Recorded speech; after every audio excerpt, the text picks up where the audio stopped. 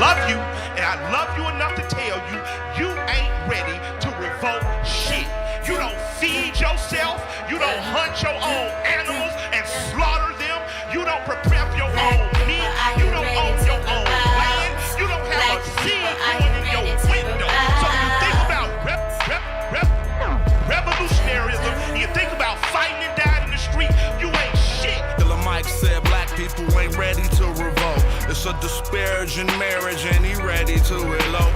Maritime coastline, deep V hull boat. Crack a nose turned up, machete to your throat. The divine snatched the arm back, she fine, she in Zinga. Moroccan mercenary got a line on Moringa. Ask Chief X to swing it. Go fund me to rock a new car or build a school like I'm Dr. Umar. Nah, go fund some more guns, banana clips and cannabis, and bury it, the jackal, Anubis. I'm pool, keep them heaters and I'm in tie and an abyss. He ain't rapping due to libations, he just channeling this. Hands down, you ain't ready to oppose nothing. You are as a part of this system as any white person gentrified. I'm on life. Hovercraft propellers over swamp water. We make the thoughtful think they should have thought harder. Be aware of this. Don't blink, there's only one blunt between the careful and careless. It's hard to face it when you need a shrink or a therapist. Mental disorder ordered them to label you a terrorist. I breathe elements and I found the secret. We could all walk on water if it's ground beneath it.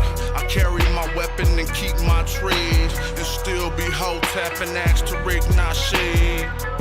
6 in the morning I greet my seed, then do everything I think I need. I have to say this because I know our spirit and our emotions get stirred. I'm not against nobody on the panel. I'm with everybody on the panel. I'm not diametrically opposed to anybody. I agree with everything my brother said about revolutionaryism. So let me ask you guys a few questions. We're in the South, we're in the heart of the South right now. Who knows how to fish? Hands down. Who knows how to hunt? Let's hands. Hands down. Hands down. Hands down. Hands down. Black people, are you ready to revolt? Black people, are you ready to revolt?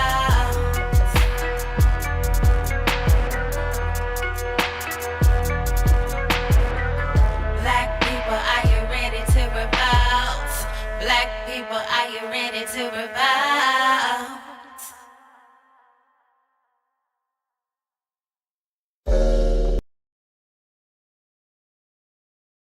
What up? Oh my God. I guess when you argue with fools, you eventually gonna look like one.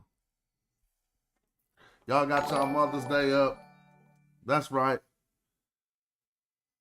Peace to all the mothers out there. Matter of fact, I got a song for y'all. Let me see. I got a couple of them. But I'm gonna send a shout out to the mothers. Let me see. And play one of my songs dedicated to the mothers. Maybe I gotta go to a specific album. And then we're gonna get it in. Because the mothers who listen to this video want to hear that information. Let me see. Find that record. Maybe this record. Happy Mother's Day, Dear Mama, featuring the Grouch, Smash Rock Wellington. Let's go.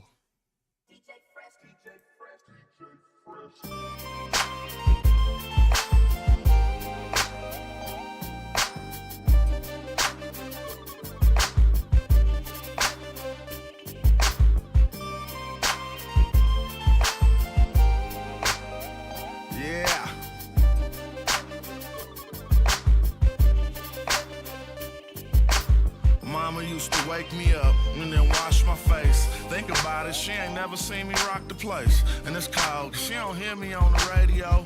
I send them DJ songs and they be saying no.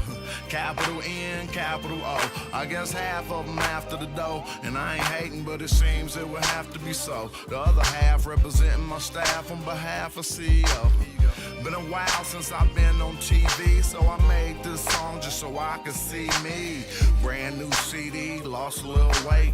The high school chicks see him, they like, wait, John Owens?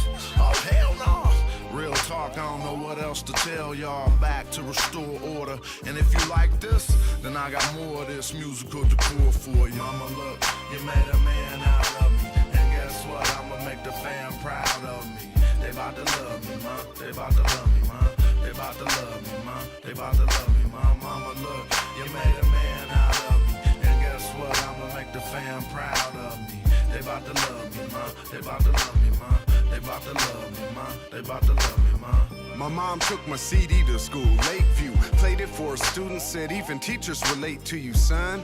She was smiling, a big one. You ought to do a vid with my kids, and we did when I'm in Oakland. I think of places that we lived and what my single mother went through to grow us big. The many sacrifices, virtues and vices, missed curfews. I kept her up a few nights with my hooligan likeness. It helped me write this. Ain't no love lost when we dust off the gifts, presenting a man years later. Plus here's a granddaughter and daughter-in-law, that's major. As for the scratch, you know the paper. I ain't hand her no keys yet, but we ain't broke either. She always hoped I'd go to college. I tease her, I'm at UC, what you get, that's a leader. Mama, look, you made a man out of me. And guess what? I'ma make the fam proud of me. They bout to love me, ma. They bout to love me, ma. They bout to love me, ma. They bout to love me, ma. Mama, look, you made a man out of me. And guess what? I'ma make the fam proud of me. They bout to love me, ma. They bout to love me, ma. They bout to love me, ma. They bout to love me. I remember signing my first deal. 17. Walked around like everything was everything. Stylized, sterilized, I was hella clean. I remember walking in the kitchen smelling hella beans. Had a magazine, it was the rap pages. Mine's not the cover, yeah, we starting in the back pages. I flipped through it, you like get to it. Found my ad, you just smiled and said, show your dad. I didn't know it was a dream he had, but then again, I did. I was a kid just trying to do it big. As soon as I first got it, you told me. Said money will be your worst problem. Said learn how to manage money. Taught me. Never let nobody take advantage of me. And dad toughed me up. And now when rappers challenge me, I scuff them up. Mama, look, you made a man out of me. And guess what? I'ma make the fam proud of me. They bout to love me, ma. They bout to love me, ma. They bout to love me, ma. They bout to love me, ma. Mama, look, you made a man out of me. And guess what? I'ma make the fam proud of me. They bout to love me, ma. They bout to love me, ma. They bout to love me, ma. They bout to love me, ma. God, I never thought I would get to the day when they done went to all they experts. Since they experts done told them the wrong thing, now they can read the glyphs. You can't make this up. I mean, you cannot make this up. Oh yeah, that's where that viewership go downtown. He probably erased that video. That's how that be happening. When he know he gonna use that for sound bites and look, yeah, that thing gone, huh? Hold on, that thing can't be gone that quick. I was about to say. Now hold on. This part is what you don't want to get caught doing. It's so much folly in this that when I need to pull this video right now. Because when I put this in the new video, boy, it's going to be so much cartoon stuff. Like, I can show you the clips I'm going to do. Let me show you a clip I'm going to do. We're going to just have fun with them. I'm going to take this part when they saying this, right? Listen. In and out. And the desert knows what it actually says. So why would you show this on your I'm gonna put the cartoon music like channel like it actually says this? This is a problem. Now, as a man to a man, that's not disrespecting Smash. Then it's gonna go. God, I can see the edits already. And then they're going to say, he's just keeping it up. Then I'm going to go to this part. Look, and then they're going to say, oh, hold on. I forgot I said that. Things is spinning over here. I don't know. Let me end that. See what's going on. End that too. All right, there we go. Dang, I ain't had that stuff open, but let me see. Let me find it. There we go. It's craziness. So that's in videos. Now listen, this Pseudo killers and bro Garfield. The same glyph right here. That is black in color. Watch this. So it can be used for Kemet by the correct writer. Now it is that sort of Kemet root. Hold on, let me say this. So you could read that the black people, right? But hold on. She told them to their face it's a totally legitimate word.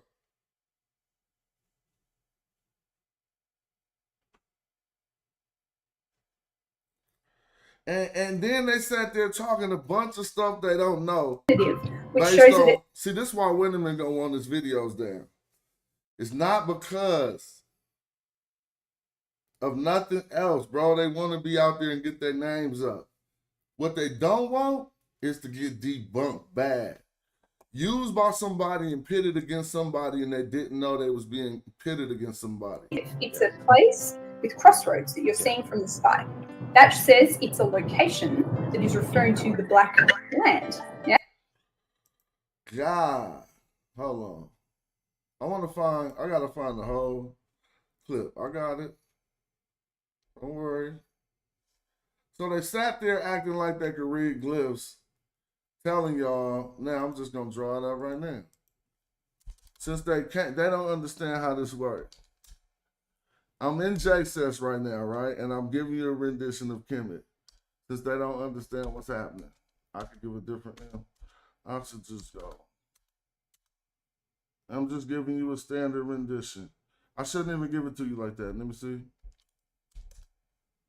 Right? And then, now, that's the word Kemet. So is that the word Kemet. So is that the word Kemet. Everybody know this, so I'm not about to teach this shit right here. I'm just going to let y'all listen to how silly Cats is, and Garfield don't even know what he's talking about. So when I put this version of Kemet on the screen, they didn't even know how to play it off. But where the owl? So they start saying, but where the owl at?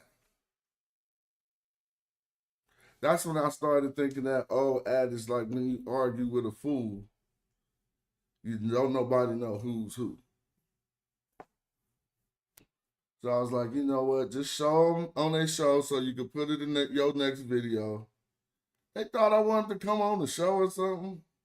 I'm thinking about future editing. Do y'all see a Kim glyph right here? Do y'all see a T? Do y'all see two people? Is this a reconstruction, or do this part over here represent what's going and being reconstructed? Now, this is the funniest part. I put up hieratic, y'all. So you want to know when you know a fraud? I put up hieratic, and Garfield said, that ain't it. Think about that.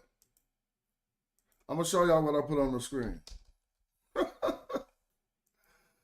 These dudes don't even know who they playing with. Asar Imhotep tried to warn them in the chat, like, yes, it does exist. What are you guys talking about? And then I'm going to show you why women are going to request you take that video down.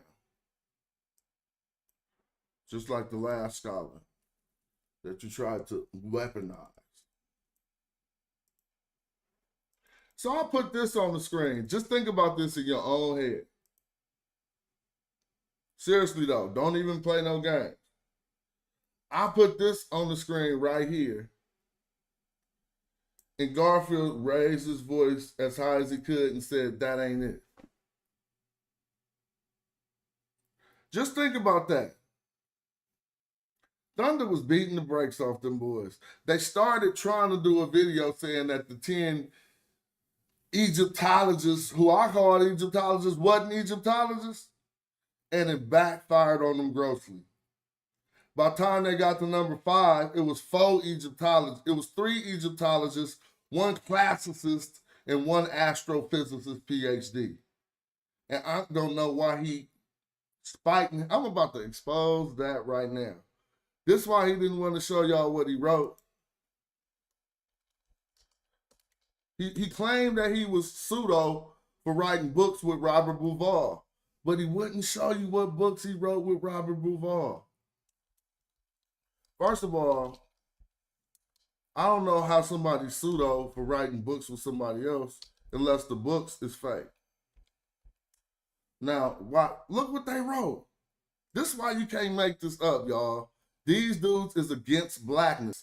And I will prove it because when he was reading the title, he didn't want to say the rest. He said, I'm going to do it in the video edit. He said, he wrote Black Genesis, the prehistoric origins, and then he wrote, no, he wrote Black Genesis, the prehistoric origins of ancient Egypt with Robert Bouval. Look, Robert Bouval and Thomas Brophy, PhD. They just, they be doing y'all crazy.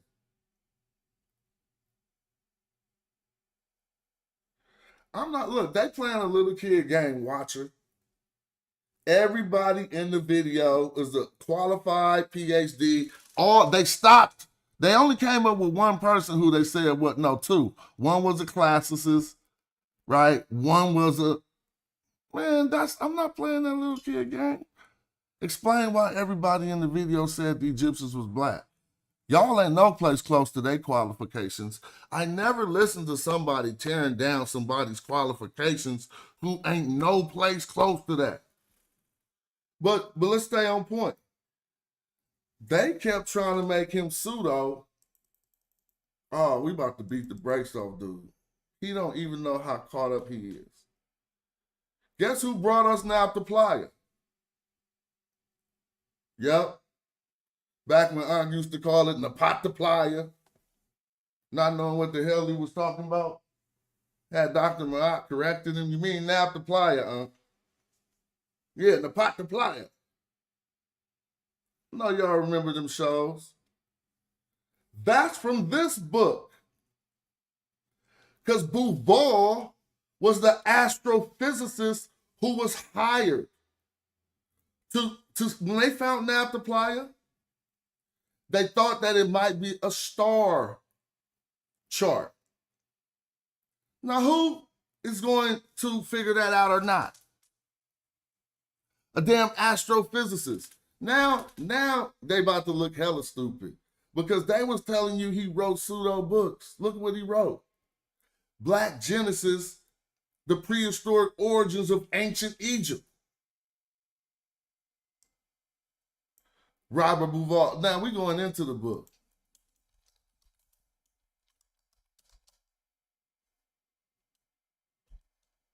Let me see.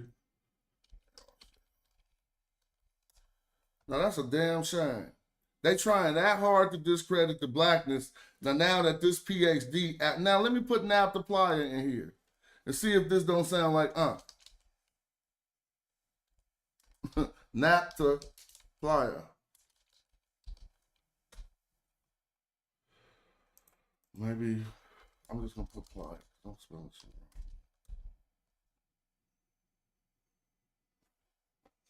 This is about to be crazy. His whole stuff that he was teaching about Naphtaliah comes straight up out of this. And you can't say it ain't because Bouval was the astrophysicist who was sent there to do Naphtaliah when they first found it, but he writes pseudo books. We're going to go right to page 4. And this is in his acknowledgments, right? Watch how he talk about this. It says, I just want y'all to see. As always, our first thanks to go out to our respective families. Their support, love, and patience greatly appreciated. We wish to pay special thanks and tribute to anthropologist Fred Windorf and Roman Shield, or whatever, of the Combine Prehistory Expedition for opening the way to the study of Nabta Playa. But he writes pseudo books, huh? But Ankh book, do it got page numbers? I know it's probably, if it do, if it get into the hundreds, let me know. Oh, I know it. You know it don't get into the hundreds. Sister Naya wasn't going to write that much for free. So we also thank astronomer Kim Malville for being the first to realize the importance of the megalithic alignments at Nabta Playa. They found Nabta Playa and contacted Bouval to see if there was some type of, was it really a clock, a star clock? He talked all about it.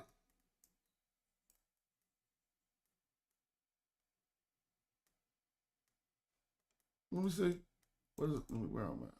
Special thanks goes to the longtime colleague and friend Paul Rosen, whose combination of scientific integrity and complete lack of bias or dogmatism has supplied immeasurable helpful collaboration. Thanks too to the Jet Propulsion Laboratory of Pasadena, but he's a pseudo. Thanks to the Jet Propulsion Laboratory of Pasadena, California, for supporting this unusual project to further studies of Nabta Playa. See, Black Genesis is about the ancient Egyptians coming from Nabta Playa.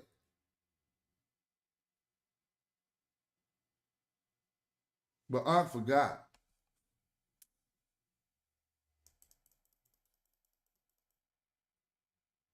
What other book did he write with Bouval, since he is pseudo?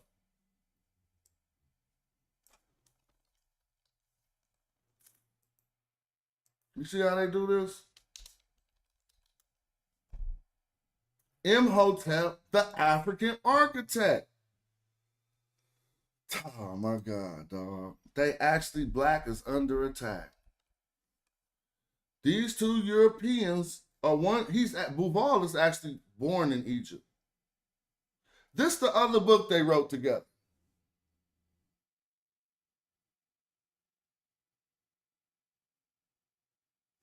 Imhotep, the African architect of the cosmos.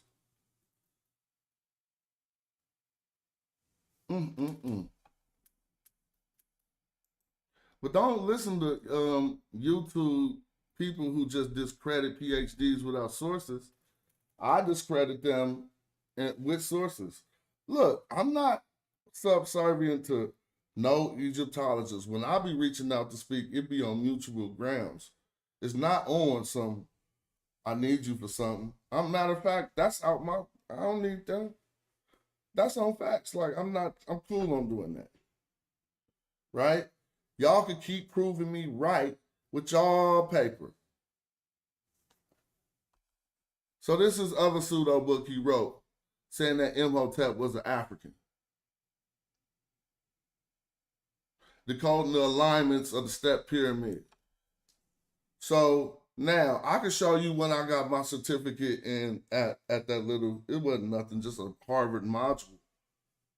But Dr. Peter Manuelian is teaching on that. Whether or not the astronomical alignments were actually indeed a thing or not. It's not like that's some friend shit. So they really was just reaching.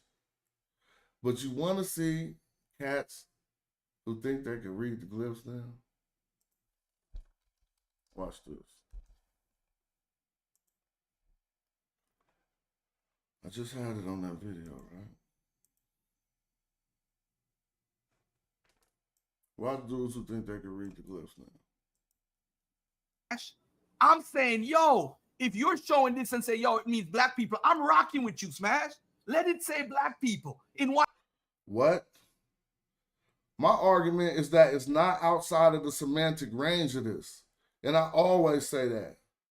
And all of the scholars say the same goddamn thing. Context. So now, if we look at this and agree with Smash and jump on his bandwagon, because I see that good guy, I see Sheffrin. You do not know what you're talking about. I saw try to tell you, calm down. Okay, I don't know what I'm talking about, right? Watch this carefully, family. I don't know what I'm talking about. That was me telling him, calm down, bro. You sitting here saying that this is just a reconstruction. Now they about to start. They gonna switch it up when I get on the show. Watch this. Listen to everything you say. Let me show you what Reggie showed me. All right, let's get to it in a minute. Since I don't know what I'm talking about. So you've been in the chat for a minute then. Let's take a look at this carefully. I'm going to show y'all something right now. I'm going to show y'all what I came up with. It's actually reconstructed. It is reconstructed, though. I don't think he's debating that. But he's not. He didn't tell nobody that, though. So that's he should. Well, see, they're not talking about this glyph that I could just make glyphs in JSesh. Everyone knows what they see on the screen is not a picture of the ancient Egyptian walls. They talking about that this glyph is reconstructed and it don't really exist. Then they're going to try to switch up. Listen, though. He should have told everybody that it's that's disingenuous, yo. You can't leave out shit like that, yo. You can't leave that out. It's reconstructed. And if it's reconstructed, why are you putting it out like it's 100%? I mean, I remember me and Black Lion went over something back in the days, and we was arguing because in the Sumerian text, it didn't have something, it was blocked out. So now how are you riding with Smash on this issue when the whole shit is blocked out? So they just said it was blocked out. See, first he was using the word reconstructed, but he caught himself because he said blocked out. But when I come on, they're going to try to act like they talking about something else. This the fakest shit in the world. Like, your videos don't even last. As soon as you finish doing them, they already debunked. Yes, it is not. It is not. So Smash, you need to come on the panel. It is reconstructed. Hold on a second. Let me go to what Asar sent me, and y'all decide, because this is why you just don't listen to somebody who's learning something only to prove somebody else wrong, yo. They're gonna make a lot of mistakes. Asar knows the glyph, and I don't know the glyphs, but just my eyesight alone could tell me all of this. Let's take a look and see if Garfield is correct again. Because if Smash, listen, Smash, I ain't got nothing personal against you. If you want to call me names, whatever, I don't give a damn about none of that stuff.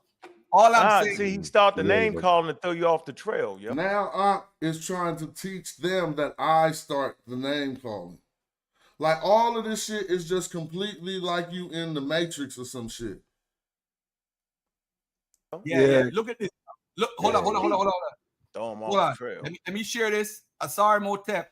Like they trying to say that this comes from a reconstruction and we can never see this anywhere.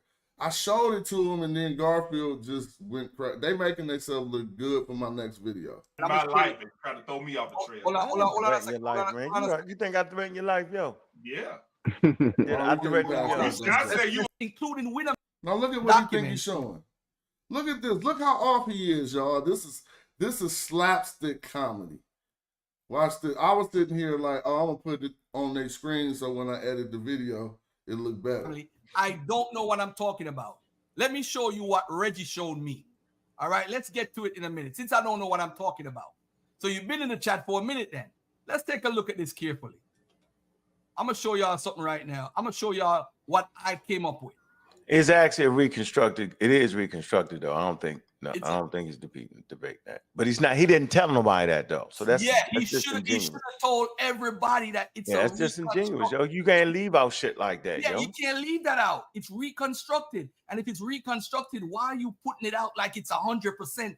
I mean, I remember me and Black Lion went over something back in the days, and we was arguing because in the Sumerian text, it didn't have something, it was blocked out. So now how you Smash, I ain't got nothing personal against you. I'm trying to get my life. Let's stop playing a game. The game is, this is not there. So for you to reconstruct that, you need to tell the people we don't. So now you clearly see he's arguing that it's a reconstruction of something that's not there. Soon as I go show him it on another wall, he gonna say that ain't what they was talking about. They switch up and say, where's the M glyph? Like, you can't make this shit up, y'all. Watch this. No. They're clearly arguing that it's on a portion of the text that is non-extant. It does not exist. That's its argument. So why am I showing people something from a portion of the text that don't exist? Then he say Jonathan Winterman gonna stand on that. Winterman gonna ask you to take that video down. What's there? It's reconstructed. That's being honest. But by you not saying that, it's a problem. Now watch this now. Let's say Garfield don't know what you're talking about, right? Watch this. Watch this right here. I'm gonna show y'all something real quick. Watch this. Hold on there. Watch this. What he should have said is that this is a reconstructed glyph, and then come out and say, hey, you know what? Let's do this. So now look at what Reggie did now. So what I should have said to him is completely untrue. He just doesn't know this field at all. At all. Not to Reggie, by the way, because I got this right here. Look at this by Reggie. Reggie has the primary from Etana.org, because I actually found it in Etana also, the original. All right, watch this. If you look at this right here on the screen, family, you see right here, there's a block there because it's reconstructed. The only thing they make out in the hieratic is right here, the Kim glyph and the loaf of bread, half of it. The rest of it right here is missing. It's reconstructed based on what the editor did. So now you're going to trust the editor because you want. So he's still maintaining his argument that this word is reconstructed because of this one example he's showing here that it's not my example. Like this, he don't even know how to argue. Like teachers would send him back a few classes. Like first go learn how to mount your argument. He's talking about another attestation. Want to create this whole thing about this bird glyph and that they're talking about Kemet and it's black people and switching up the cattle stuff that you're showing. But let's move on. Now let's be clear. He just said the bird glyph because he see the bird glyph is here in the reconstruction that he's pointing to. Now watch this. Over though. Let's take a step back. Look at what Garfield did. This is what Asari Motep is saying. You see this glyph over here? I don't know if you guys could. Is that one reconstructed? He's an idiot. See it. Let me make it a little bit bigger. You see the word right here with the people, the two-seated people. You see one, and you see two-seated people here, two. Yeah. So Asar is right, but I'm not talking about that. I'm talking about this over here. What the hell are you talking about, you idiot? That's the same word. Dude, you can't make this shit up, dude. He get kicked out of the elementary class. Yeah. This reconstructed glyph. I want to know, why are we holding to this 100% like I need to snip this so y'all can see how silly this is, y'all. Like y'all gonna be like, I got that text, by the way. But look, this is what he since he can't read glyphs, he think that M that he sees is part of the Kemet word. Now let me snip this and show y'all. Y'all gonna be laughing. Like even a little kid can see that's the same word. Look at this. See, he's so dumb, he think all of this is part of it. Golly, you can't make this up. Why? Because he's illiterate. He's teaching you guys a language that he's illiterate in. When would you do that? Now, y'all see that word? Kim with two people and a thing. Now, he's saying it's different from... You can't make this shit up. He's saying it's different from this. Oh, my gosh. He's like, I'm not talking about this one. I'm talking about this one. Oh my gosh, dude. Do not teach anything you're illiterate in. Imagine me just trying to teach German right now.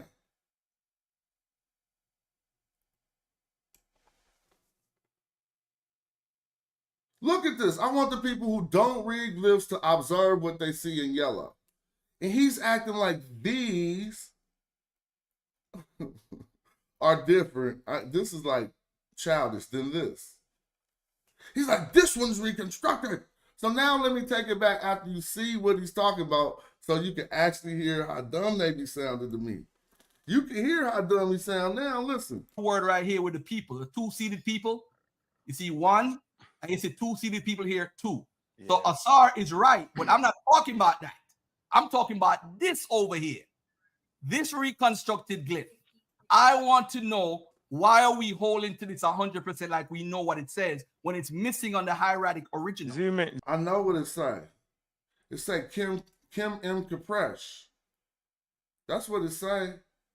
And so you thought the rest of this word was part of the Kemet, and you made a flying fool of yourself. And then you said Jonathan Winterman agrees with that, and I'm gonna make sure he sees that in your video coming down. You want to play? Let's play it.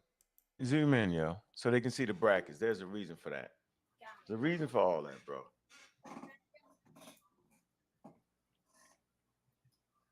Zoom in on it. All right, there you go. Move, slide it over. Good job. Slide it over. Now they teaching glyphs, y'all. You Just can't don't make take this no shit hold. up, y'all. Just don't take none of that. This man. how much You know they it's want to be reconstructed. me. This how much they want my swag. Just look, everybody. You can use reconstructed glyphs if you want, but it's a reconstructed glyph, and you should let everybody know yours reconstructed. He the only one speaking absolutes. There you go, Garfield. You got it? Yeah. Look at this guy right here. Look at this guy. Look at this guy. This is how you know you have a pseudo army. Now listen, here go dummy Babylon Don claiming, I was the first one to show y'all it's reconstructed. Uh-oh, they actually found out from Babylon Don. See? God, you play your own. People take credit for erroneous misinformation on YouTube nowadays. It just matters how many fools you're around. If you're around a gang of fools, you can take credit for erroneous misinformation and be like, I told them first. This is the worst shit in the world. Now listen to how much they keep murdering themselves. They're going to get worse because y'all clearly know they're talking about a reconstruction, but watch them get puppy nuts when I come on the chat. They're going to change the whole shit. From Babylon, that glyph was put together by Smash Rockwell. This is why the skeleton is a real word construction. Yeah, man. They laughing. Wow. Yo, this is ridiculous. No, say that again. What did it say? What did it say? What did it say? He said they actually found out from Babylon Done that glyph was put together by Smash Rockwell. This is why the skeleton is a real word construction. Yeah, man. I ain't doing all that. Yo, this is ridiculous. This is ridiculous. Here So how you fake could clip that this this video and is show it. ridiculous. That's a fake ass this is ridiculous. That shit'll get you smacked where the fuck I'm from. Shut the fuck up. Pow. And spin it any way you want. But other man said, listen, We call him a look spin up on doctor, top, yo. you see, look at that. There's a couple of reconstructions here. See, this is reconstructed. This is right at top. That's reconstructed. That above it is also reconstructed. But where is the honesty? These niggas don't even know the difference between brackets and these lines that you see right here. And what if a glyph appeared inside of these lines? They just don't know anything. In that. I'm not gonna do it.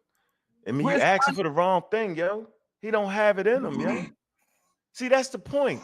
He's supposed to tell us, yo. Now, what is that? Hold on. Let me do this. I'm gonna do this. I'm gonna show what Jonathan Winterman said. See? I'm gonna show that, and I want you to say. And that's why you keep getting your videos taken down. They don't want to get put up against the rock. They don't. They want. We studying together, and y'all causing issues for y'all. Trust me. Like, come on, dude. Jonathan Winterman is wrong right now. He already said that. Hold on. Let's get this straight. We have a book here. This is called, look. This is what happened with your last scholar. Y'all did this, tried to pit her against me. I debunked her in 24 hours after contacting her. She seen my debunked video and she was like, oh shit. Ain't nothing I can say. We gonna keep talking about this because can we talk in private? And I don't want to talk in private. Shout out to her though, it's love and respect. But you should know when you see this video, I'm on the battlefield. And I'm one of them, I'm out here striding with it and argumentative. So if you ain't ready, go on back with them suckers over there and tell them how they wrong. But I ain't trying to discourse. I don't need to. I need y'all to qualify my information. I got peers in Egyptology that ain't messing with no suckers. Expertise, the campaign against established knowledge and why it matters, right? By Tom Nicholas. See, so this aside, now what this book got to Smash do with is anything? positioning himself outside of Egyptology to challenge the Egyptologists. This has been a running theme in our community. What Smash don't have is the qualifications to be in the field to actually do that. So he's going to make it like it's two sides. It's Smash Rockwell's all by himself in his work, and the Egyptologists don't know what they're talking about. That's what he's doing. That's not what Smash is doing. I use nothing but primary source material from the best universities and institutions, the foremost scholars and the leading authorities. That's why when I talk to people, they be like, hold up, I'm about to hit Garfield, tell him to take that video down. I'm sorry. I didn't know he had me coming against you. Casual. I used to listen to your shit before I ever listened to Egypt, ever was a PhD. 3 Egyptologists that said that to me so far. Y'all is playing. And I'm saying that's what make him pseudo. That's what make him go against the grain. You need credentials. He's promoting that you don't. Now, this is Jonathan Winneman's interview, right? I'm promoting that you don't need credentials. Well, I'm probably an exemplar of that, but I never seen me promulgate or promote not needing credentials. I could just show you that what we call black excellence when it come down to figure something out, and then y'all get mad that I really figured it out.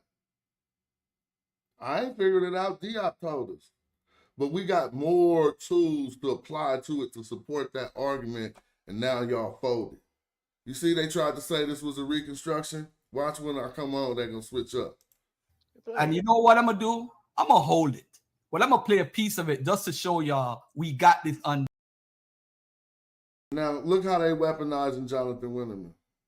And then he's not going to say nothing, but let's see if he says something about reconstructions. They just doing crazy shit. He's about to play a clip that don't say nothing about this, but he acting like it do. Watch this.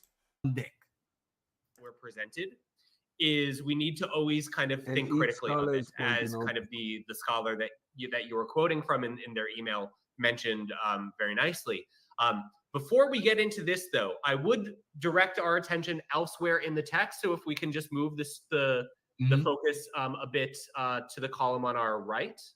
Okay. Because then we can see that we do have the word clearly in line 3 and line 5. Hold on 1 second. So he telling you dummies that you can't claim it's a reconstruction because we got it in line 3 and line 5. Wow, yo, this shit is the worst. He debunking himself by playing this. You froze. Right, shout out to the 200 number. You know First time hitting it in a minute. And we're going to keep on growing. Shout out to the new people watching. No. During the interview, he had froze up. But let's do that anyway. Jonathan, every ain't no video be taken out. Y'all get, hold on. I want to, if y'all don't get nothing out this conversation. Shout out to Jabari in the building. Keep doing what you're doing. We got this. Notice how it's been so peaceful in the shrine, huh? Because the archers stepped out, bro. That's what we do. You feel me? And we doing that for Jabari. Peace to Jabari in the chat. Bro. Whenever the pseudos talk, they claim they debunking the experts. That's the thing. We shouldn't actually have this thing if we coming from where we're claiming we're coming from. Think about that. This whole thing has changed now. Remember when I first came into the conscious community, it was people like Delbert Blair, Bobby Hemmett, Phil Valentine, Stinky Inky, Polite, and all them niggas. And what was they doing? They was claiming. No, we're gonna let's get back to this part. Right? That's what they was claiming. So Smash should never be on the side of claiming to debunk experts. That's like saying, yo. Listen. When you dialogue with a scholar, first and foremost, every scholar I dialogue with, I can show you how I set out the parts of what is going to be public and the parts of what is not by asking for permissions. Because if y'all talking about knowledge and she came out publicly on a video being weaponized against my information, and then I contact her and make her recant scholastically by showing her the sources that she had not seen, please, that's qualified. Now, she asked me, let's discourse in private at the end after she went and told y'all to take the video down because my email showed her all the sources that she said didn't exist. And that, ladies and gentlemen, it's called receipts. I'm not in academia. My career is solid. I'm not beseeching after no. I want a dialogue on equal terms. I find the time, you find the time, and we can talk about your field, some things I know about it. And when that happens, all of these scholars qualify my knowledge. It's only y'all who don't believe in Black excellence. I do believe in Black excellence. You know, I look up to a man named Pascal Beverly Randolph. A lot of y'all will castigate him and throw him away because you don't know the extent that his knowledge grew to. Every room, and this is not his account, every lodge that Pascal Beverly Randolph stepped into, after a short discourse with the Grand Poobah, what have you, of that lodge, I don't know that stuff, Pascal Beverly Randolph left, walking out of that lodge as the Grand Master. That's in his book. Not an autobiography. And I believe you can achieve that. Because y'all don't, it ain't my fault. I got the most 3-point shots in the history of the NBA. I'm the best 3-point shooter. But wait a minute, you didn't even make the NBA. Y'all would think that was crazy if a person said that. The NBA, in his analogy, is being incepted in the academia. I did make the NBA. Recently, at this age, I sent my articles to the University of Manchester and was accepted on the strength of two things. I got an unconditional offer to attend for Egyptology. Accepted for two things. One of them had nothing to do with scholarship. They said if you could display that you have been running an efficient business for a short duration of time, they will consider that. And then also they want to see where you at in the field. I sent them my works, dude. I sent the university. The link said rapgod@wordpress.com. And I received an unconditional offer that I refused and turned down. And now I'm going to visit Manchester at the end of the month when we do this tour. Because I'm already in my career. I'm going to just go look at it and be like, they go to school I didn't go to, but we got a show across the street tonight. I'm letting you know it's just as crazy if you actually think that you can defeat a virologist and an immunologist. It's actually not two sides to this. The vaccine debate, right? The sides are within science. I can't make y'all understand that. So the debate is within virology and immunology over whether the different vaccines were effective. Talking about? Effective He's always going to talk about vaccines no matter what the subject is. The outside people was the anti-vax community claiming to be experts at it with no credentials. So we learned that. So now we're at the same space where the consecrating was 15 years ago. Now all of a sudden, I gotta you got skip these new this. experts. This is not my intent. I only Why want would to you do show how they switch up now when I come on the panel. At best, I definitely ain't gonna play Cedric. making the claim that you Now they see the glyph in their face. They was just arguing it was a reconstruction. It's just merely sitting on my desktop. Man, archers, we do this all day. We be up late night researching. Give just a little bit of credit. Like, damn. I'm You showing. want to see it again? Now, here I go on their panel. Now watch if you how notice, this he said you wanted source to send it to another Egyptologist. I said that last week is the first I ever looked into what y'all was talking about. No, and when I looked into it, it took me less than 24 hours to say there's a problem here. You guys are pushing a glyph like it's an exact science, and it's not. Here comes Smash Rockwell. What's on your mind, Smash? Share my screen. You want to share my screen? Yeah, go ahead. Crickets.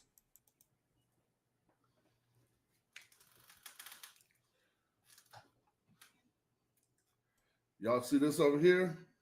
Yep. Is that a reconstruction? Or is it there in your face? I don't know. I don't know what you're showing me. You don't see Kemet? So now he doesn't know what I'm showing him. Let's log his responses to me.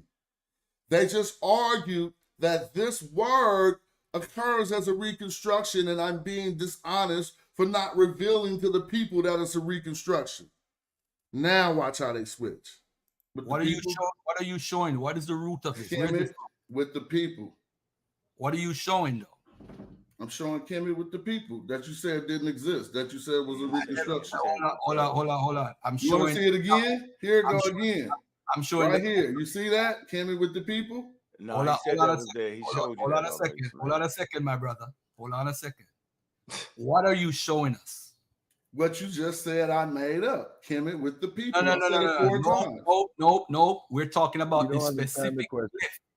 Now he said we're talking about the specific glyph. What is he saying here?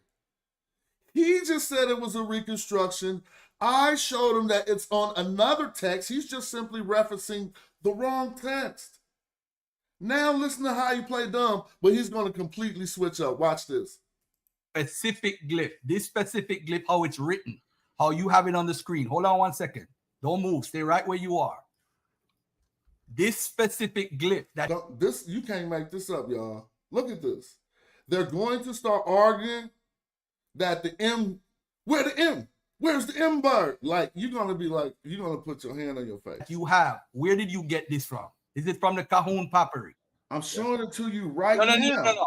This one that you're showing right here. That's what on my screen. Where did you get this from? This. I'm not worried about what you're gonna show me now. This one, where did you get it from? I'm showing it. I got it from the photograph that I'm showing you. Okay. All right. I'm gonna do this again. Let me show you. Do you want to share the screen again? Because you just got through lying to everybody saying that it was a reconstruction because you don't know what the fuck you're talking about. No, we're talking about the Cahoon Papyri. That's what we're talking about. Now he's trying to act like he's talking about the Cahoon Papyrus and not the word Kemet that I've been saying could possibly mean black people. About the Kim glyph. No. Kemet with the people. All right. It's what's on the screen. Bro, hold on. Garfield is right on the screen, Garfield. You showed that twice, Garfield. Garfield, I want you to know you showed that, though. Bro, I showed this. What you showing? Now they saying you showed this. When did he show this? They were just arguing that it was in an empty section of the text because they only seen one version of the word Kemet. These are called attestations, right? A source that attests to the word. He was looking at an attestation on a particular papyrus that is a reconstruction. That doesn't mean there are not other attestations of the word. And furthermore, there were more attestations of the word on that papyrus. But wait, we ain't got the punchline yet, y'all. You want to see the ultimate scam? I'm about to put the hieratic on the screen, and Garfield is going to act like he identified Kemet in the hieratic. You can't make this up. Listen. Already showed that. I showed that. Well, why are you lying and saying No, that it the don't one exist? with the bird glyph. The one with the bird. This is not the same as this, bro. Stop playing What this are you game. talking about?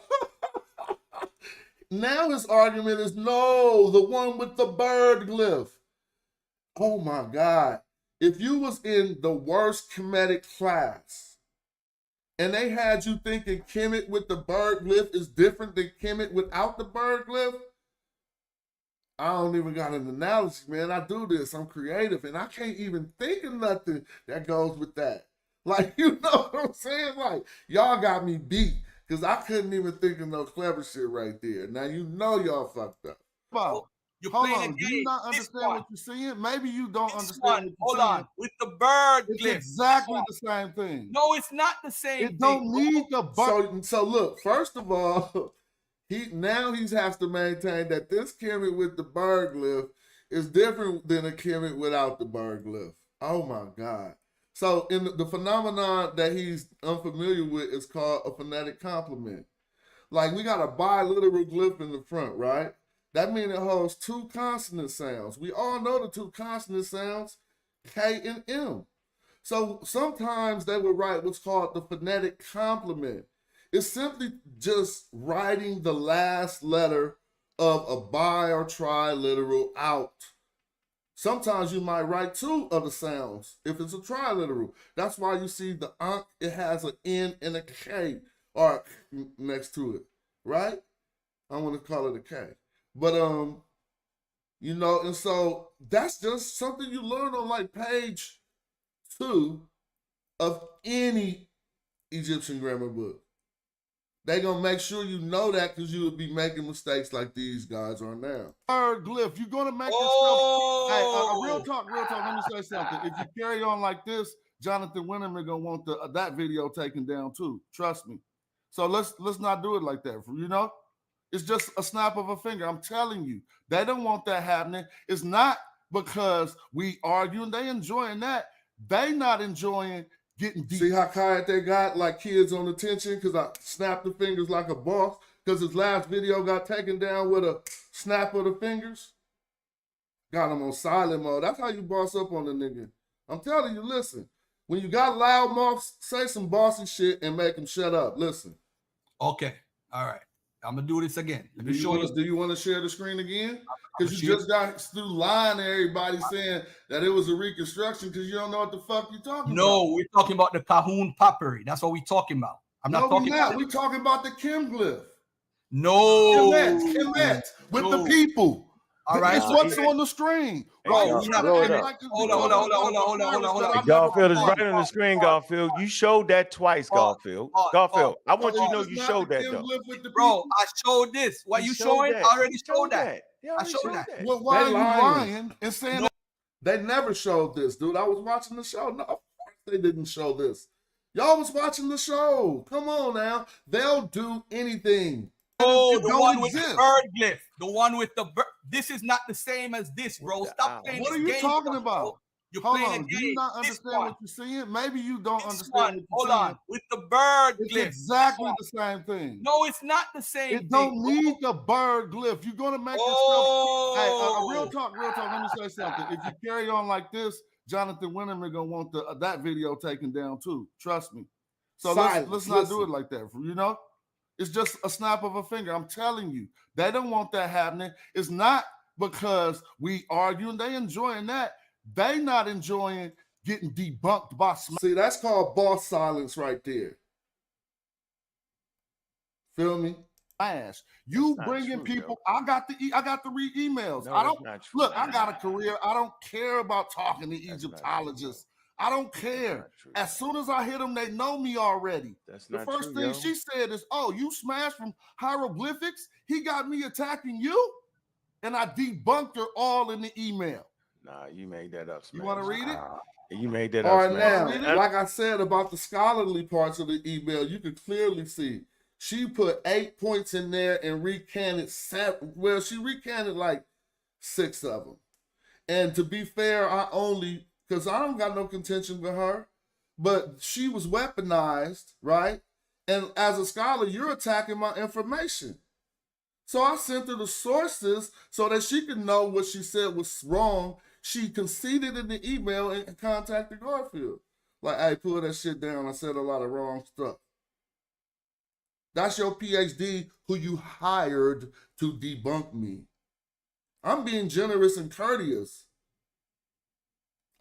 Shit. And I'm gonna tell you what else you made up, right? No one is arguing over whether those glyphs you showing right there. That's not what he's saying. And no one is arguing if you take the bird away, it couldn't possibly mean the same thing. See, this is all the confusion. What he said, no. What he is saying was the specific glyph that you continue to show people with the owl, with the alt right there. You got it right on your damn thing. Where is that one at? That's the one that's reconstructed, right on yo. the screen. I don't know what y'all. So now I'm gonna show y'all something in the TLA that's gonna make them look really, really bad. And again, they probably wouldn't know this. I don't expect them to know it, right? I wouldn't castigate anybody for not knowing anything until you start arguing it. Then I'll call you all the names in the book. Especially if you're coming at me, I'm gonna do it slow. I might wait 2 weeks. And if you still on that nonsense, you're going to hear it. These dudes is looking bad. This is not my homework. We are in the TLA. This term Kemet here, you're going to see that is the closest thing that we got to what. Now, this is what you're learning. Notice, they got this Kemet blocked out, right? They leading us to Kemet. So one thing we're going to learn here is that, dang, they don't know nothing about the glyphs. So hold on. First and foremost, contrary to what Jonathan Winneman said, there's only 6 attestations of Kemet. The way that we're talking about, y'all just don't know that this is it too. And you're going to learn that in a minute live. Now look, Jonathan Winneman, and I got it on tape, said that, oh, the reason that qualifies his rendering is because you can find it in certain religious texts. Every archer knew. All our eyebrows went up and knew exactly where to place that bow. Place that arrow. You know that come from real life, right? The Arabs said that the Magi archers were so vicious with the bow that they nicknamed the Ramat al-Hadak, the eye smiters. And they said that when they wanted to fight with these Nubians, that they would hear a Nubian ask where they wanted to be hit. And if the Arab would be so bold to try to reply where he would want to be hit, he would be hit in that place. One account said 120 of his soldiers got their eyes shot out. So on the YouTube streets, that's just accuracy and precision in scholarship. It don't equate to nothing violence. When we say hit the target, we like, you got a PhD saying that it's in religious text. All of us know in the quiver, it don't even occur but in one religious text. We know this. Because it's only now, when I said 6 attestations, now you got 7 in the new TLA. And it's archers who got the other ones, because you got to go outside the TLA and find them. Look, pyramid text. This is the only text that you will qualify as a religious text. And when I explained this one to Garfield scholar, I'm not saying her name no more, that's when she recanted. Because she was like, oh, it's so weird to translate, you will stand before the black people like the Apis. And then I pulled up all the texts where they compare people to cattle. I started like, well, if you read the Book of the Gates, you would know that all 4 people that they indicate are called A'ut Ra, the cattle of Ra, right? You would know that. You would have knew that. You a PhD. And then if you look in any version of the Book of the Dead, you're going to find the word Winjut, which starts at the root win for units, but if you put the Windut on it, it could be groups of cattle. You say when yet, you got groups of people, right? So in the same text in the Book of the Dead, we can always read, I am your cattle, Ra. I am your cattle, Osiris. I told her this. I said, now we find way before predating any toponym or place name Kemet in the 12th dynasty. If you want to say this came from that, I want you to reply with that anachronism. You can't say a term Kemet to you we find in the 6th dynasty, Pyramid of Pepi, right here on the screen, comes from a 12th dynasty toponym. Got him. See, they tried that argument, but we've been studying for about 5 years on this subject. Don't have me go back. I heard Bobby saying I was stealing a SAR argument. I love doing shit like this, man. This is my page, YouTube. Let's go to my page. What are you talking about? And I showed what you were saying on YouTube 10 years ago. Let's go to my videos, my oldest videos, y'all. Like, golly, I don't switch up shit. Excuse my language today. It's Battlefield Day. We don't teach like this. We knocking down some trolls who attack blackness, and we doing it appropriately. I'm being kind of rather generous today. I can fry them boys way harder. These my old videos. Do it say 14 years ago? Go look at what he was doing. I already showed y'all what he was confessing to doing on his video that say 12 years ago. I know it was recorded before that. I know, but he was confessing to a time period earlier in his life. Nevertheless, that's what he was uploading on YouTube 12 years ago, that he smoked hella big hubbers. This what I was uploading.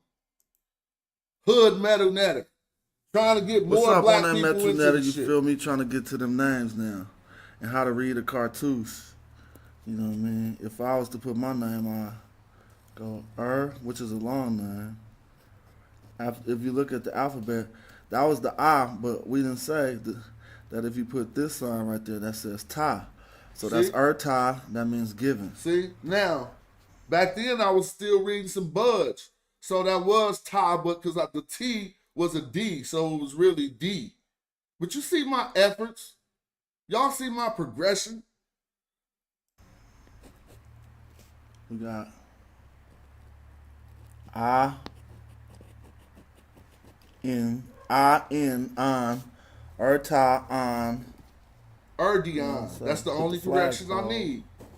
That's the netter sign, but you're going to spell it out too, so you got to put the T and the Urta, on, netter. Man, when I was teaching this, Ankh was teaching that the Nubian lip was a sculpting technique found on Olmec and Tibetan statues that proves that we was not in Africa yet. I'll show you the clip. Well, he uploaded that video 14 years ago. So even if you uploaded it 14 years ago, you basically either was scrounging for content and didn't care if it was misinformation and just wanted to be on YouTube. But this is what I was doing. But I'm not gloating. I just had to address that real quick. Y'all know what I was doing. Jonathan Winneman, do you need an owl? Look, are y'all not saying no, we're not saying that. No, see, are y'all never said you need. No, never said you need. Hold on, never said that. That's a different argument. We're saying that the glyph you keep showing visually is a reconstructed glyph. That's all we're saying, yo. See, now they're trying to change it to, you know how I opened up JSS like this and just typed up the glyphs?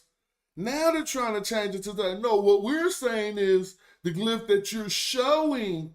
Dude, y'all just looked at a papyrus with a blank piece of paper that didn't have the section of that, and you claim that I reconstructed it like it didn't occur no place else in Egyptology. Now that I showed you in other places in Egyptology, you changing the argument. That's not all you're saying. I've been watching the show before I came on to debunk y'all. What y'all been saying is that the glyph don't really exist. You haven't been saying I made that glyph out of JSS to put on my slide, which everyone knows. You guys have been claiming that it does not really exist in the text corpus. Now that I've came on and showed you it right in your face, y'all saying y'all was talking about something else. You're doing it on purpose, y'all. See that? No, you're doing it on purpose. So in their code, I'm doing something on purpose. What I'm doing is showing you another attestation of a word that you charged me of teaching the community with no source because it was a reconstruction. Now you're trying to get out of that. But watch how it get worse. When I put the hieratic on the screen, y'all gonna see the biggest fraud ever committed in the community. Hey, hold on. Don't nobody else jump in. Hey, Garfield. Garfield, show my screen, Garfield. Show my screen, Garfield. Garfield, share my screen. Look. All I wanted to know is this right here. No, it's right here. Come on. That's all I wanted to show. No. Garfield. Come on, dude. I can show you that. See, Look, this you is what did y'all don't this. know about. So then show us that then. So he just pulled up the hymn to Sin Rosette. And I'm like, dude, I can show you that. Here's the thing. Imagine this, you guys. You know how they write songs and lyrics and you can go to the music store and buy the lyrics? Imagine there only being one copy to the lyrics of any popular song. These dudes is out of their league. This is the hymns to Sin Rosette. So I can simply go to another song, another copy with the song lyrics. Gosh. Listen to that argument again. If you let me share my screen, if you let me share your screen, y'all just talking. Wait, whoa. Why y'all talking so much and I can't straighten things out? Bro. We talking about this clip right here. Look, Garfield. We know what we talking about. Listen, bro. We pulled up this papyrus, right? And we said right here, it's right here, yo. This line right here. Come on, yo, you can read that. Hold on. We might though, but that's okay. We're saying that this glyph right here with the bird and all that is not, it's a reconstruction. It's partially. That's all we said. Again, now they're limited to the one papyrus that they're showing that I never showed. And trying to form some argument since they've been debunked. I'm saying on this papyrus, bro. It's on this specific. Papyrus. See? It is. Can I share the screen of what they don't know? Man. Now look, what's the name of that? Now I'm about to beat the brakes off them with that papyrus. Because I got it sitting on my desktop. Watch. So you're saying, hold on. I want to get this on record. You're saying that's not a reconstructed text. Share the screen, please. This is so unfair, man. Y'all let Smash talk, bro. Hold on. Relax. Now, I'm learning hieratic. We're learning it humbly amongst each other. We learn in groups, and it's fun. So I know what this says. Furthermore, I got the instructions so that I can qualify myself. This is Muller's work, or Muller's work, Moller, if you want to get this word. Look, listen to Garfield act like he can read hieratic. Now, what y'all don't know is y'all done fucked up. So what? You stay fucking it up. Kemet with let him talk. Watch this. I got this. The people is right in your face. My brother, this is the wrong glyph. This is the wrong glyph. The wrong one. You're being slick. Y'all hear that, y'all?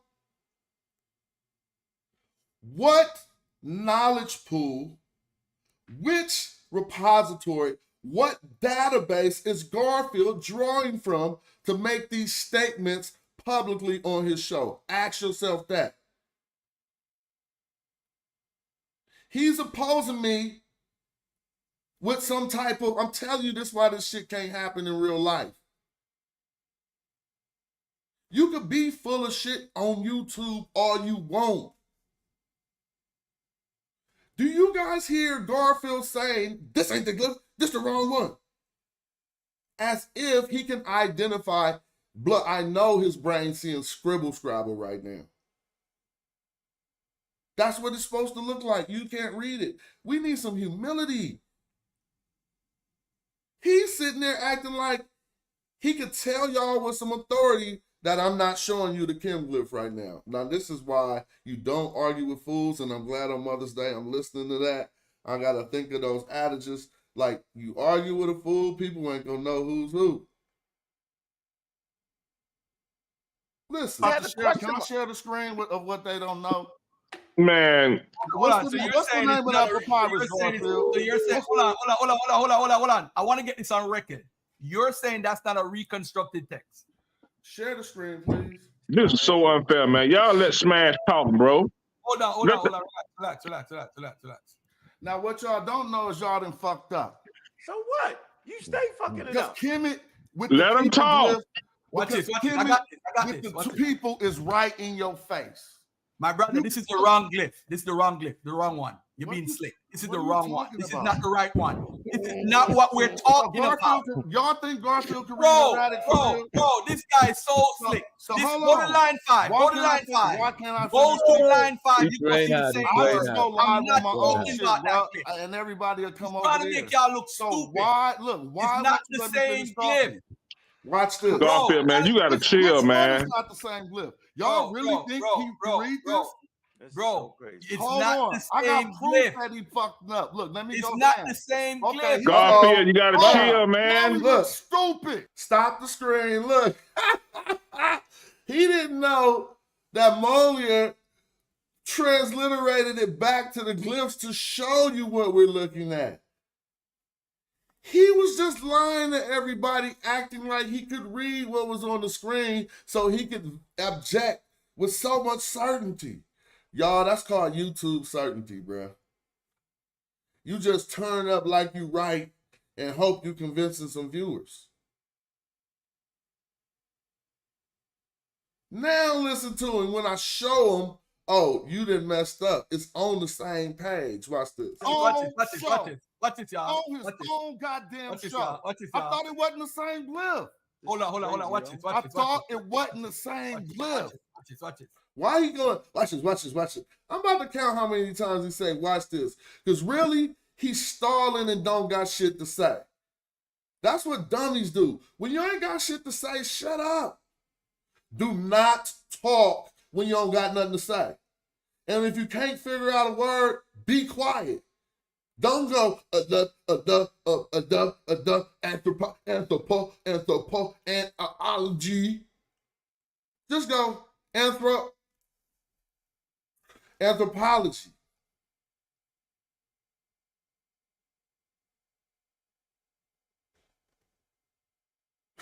I'm tripping. But I'm just saying, we just be dumb. Wrong glyph. This is the wrong glyph. The wrong one. You're being slick. This is the wrong one. This is not the right one. This is not what we're talking about. Y'all think Garfield can read erratic for real? Bro, this guy is so slick. Hold up. Go to line 5. Go to line 5. Why can't I Go to line 5. See, he got a lot to say now. Watch when I scroll up the screen. All he gonna say is hold up about 30 times. Listen. I just go live on my own shit, bro, and everybody will come over there. Trying to make y'all look stupid. Why it's not the same glyph. Garfield, man, you gotta chill, man. How wrong could you be? How wrong and strong could you be? These dudes just gonna go out like this? This gonna look bad in history. I'm telling you, 8 months later, people looking over this, they're gonna be like, who is this guy? Same glyph. Y'all really think he can read this? Bro, it's Hold not on. the I same got proof glyph. that he fucked up. Look, let me It's go not down. the same Okay, glyph. he Garfield, you gotta chill. Now, just put it on the screen. This is the point when everyone can see it on the screen. Let's listen to the discourse now. Yeah, man. Now he looks stupid.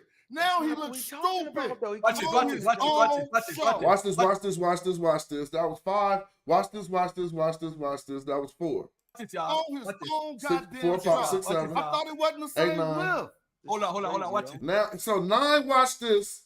3 quick hold-ons. Hold on. Watch this. Then he threw in another watch this. We had 10 watch this and 3 hold-ons. Let's keep going. I thought it wasn't. 2 more watch thises. Watch this. The same glyph. 2 more watch thises. Watch it. Oh my God, he's overflowing in watch thises. 1 second. Now he's switching to don't move.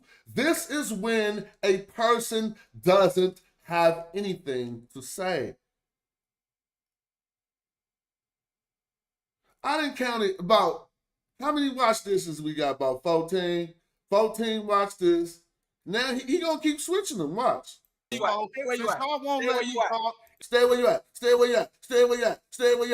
Everybody gonna come over there. Stay where you at. Come on, man. This unfair, Garfield. Thank you, Thunder. Man, you wanted him to join the panel, man. Let him go. I'm gonna show y'all something real quick. Now he's going to show you something real quick. See, he got so debunked on his own show. And this ain't even the video. I'm putting y'all in big screen lights. Y'all know I'm making a movie out of y'all, right? I got about 45 minutes of content so far. I'm looking for an hour, 30 minutes. I want a feature film on y'all. So keep talking. It's going to be about the Negroes who tried to come against Black Egypt in 2023, 2024. I'm going to show you something. Hey, man, let the man go, Wait bro. a minute. Am I delusional? Hold on. Hey, Thunder, you shouldn't even have jumped in like that, yo. Why not? Thunder, Who are you to tell me what to do, man? Why not? Wait, Everybody do we quiet. have the... Look at this. The cattle says X, Y, and Z. I'm going to show y'all something real quick. See, now he's going back to the debunked papyrus. He don't got nothing to do. And now he about to get Jonathan Winterman caught up. This is why you don't... It's not what I'm doing. Hey, I told y'all the one. I don't care. I'll never call another Egyptologist in my life. I don't really need to do that. I write documents. I ain't adversarial, but I could very much should be because they wrong. And they teaching the world some bullshit, and we at the bottom end, the back end of that. Black people ain't created nothing. Oh, what about the wonder of the world that is Egypt?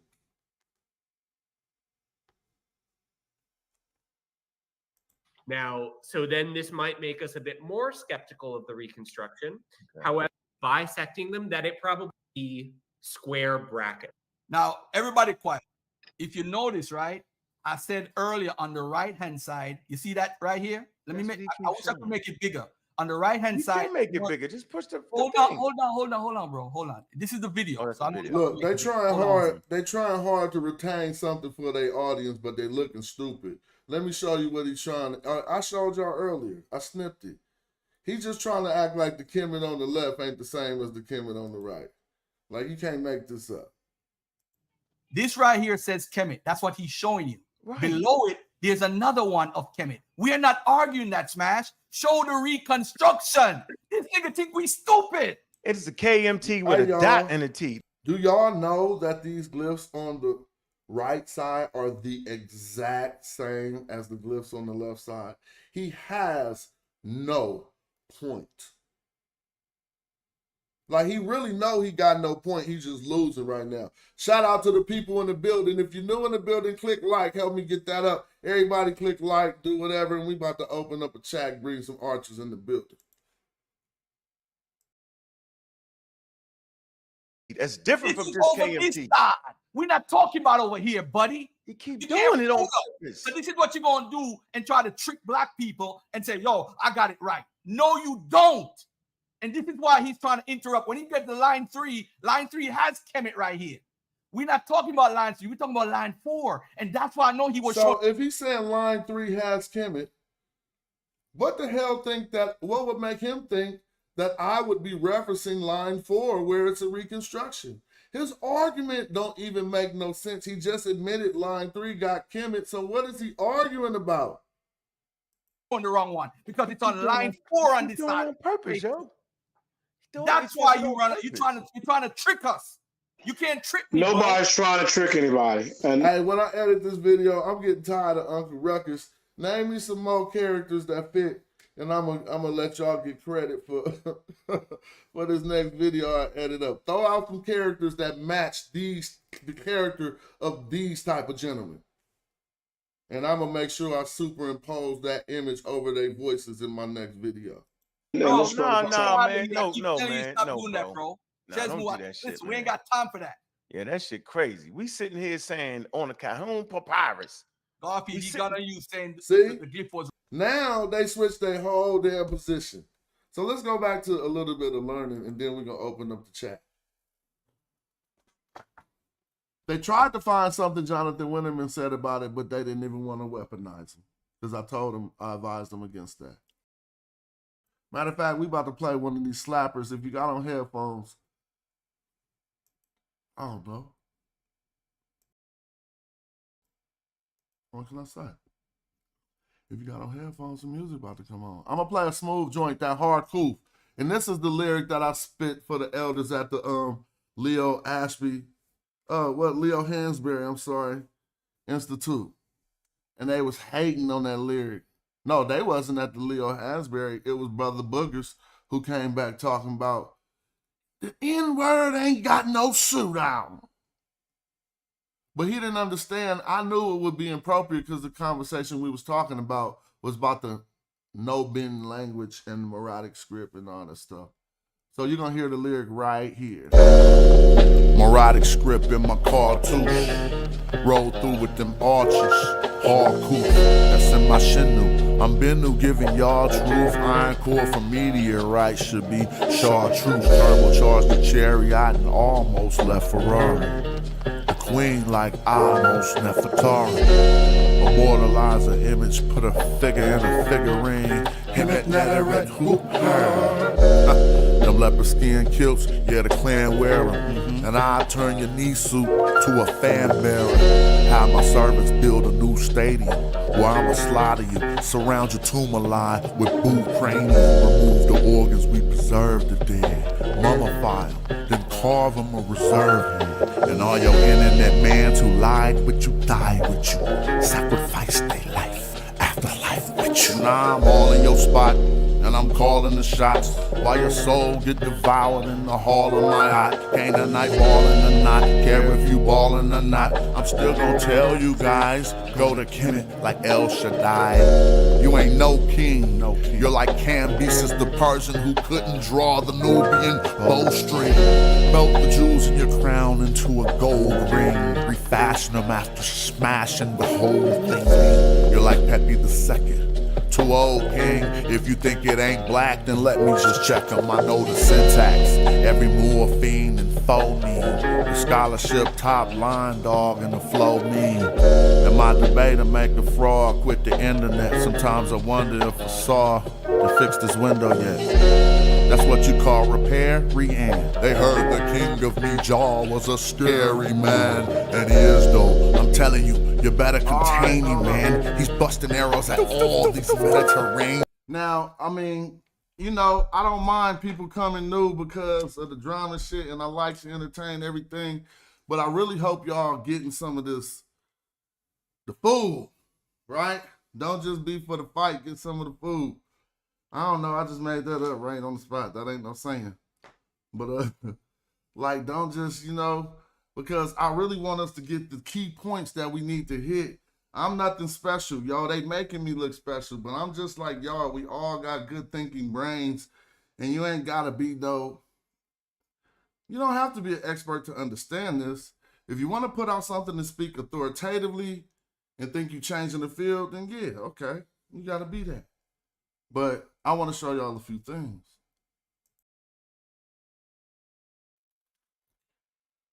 First of all, Jonathan Winterman made the claim that, oh yeah, because when I was giving him my contentions on Kemet to you face to face, he tried to tell me something that that if I debate him on the subject, he won't be able to substantiate.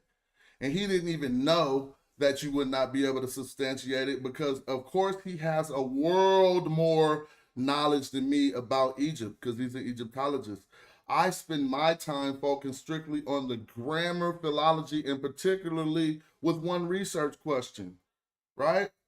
Right, and my research in the last question for the past 5 years has been concerning Kemet, and its usages in the semantic range in the language.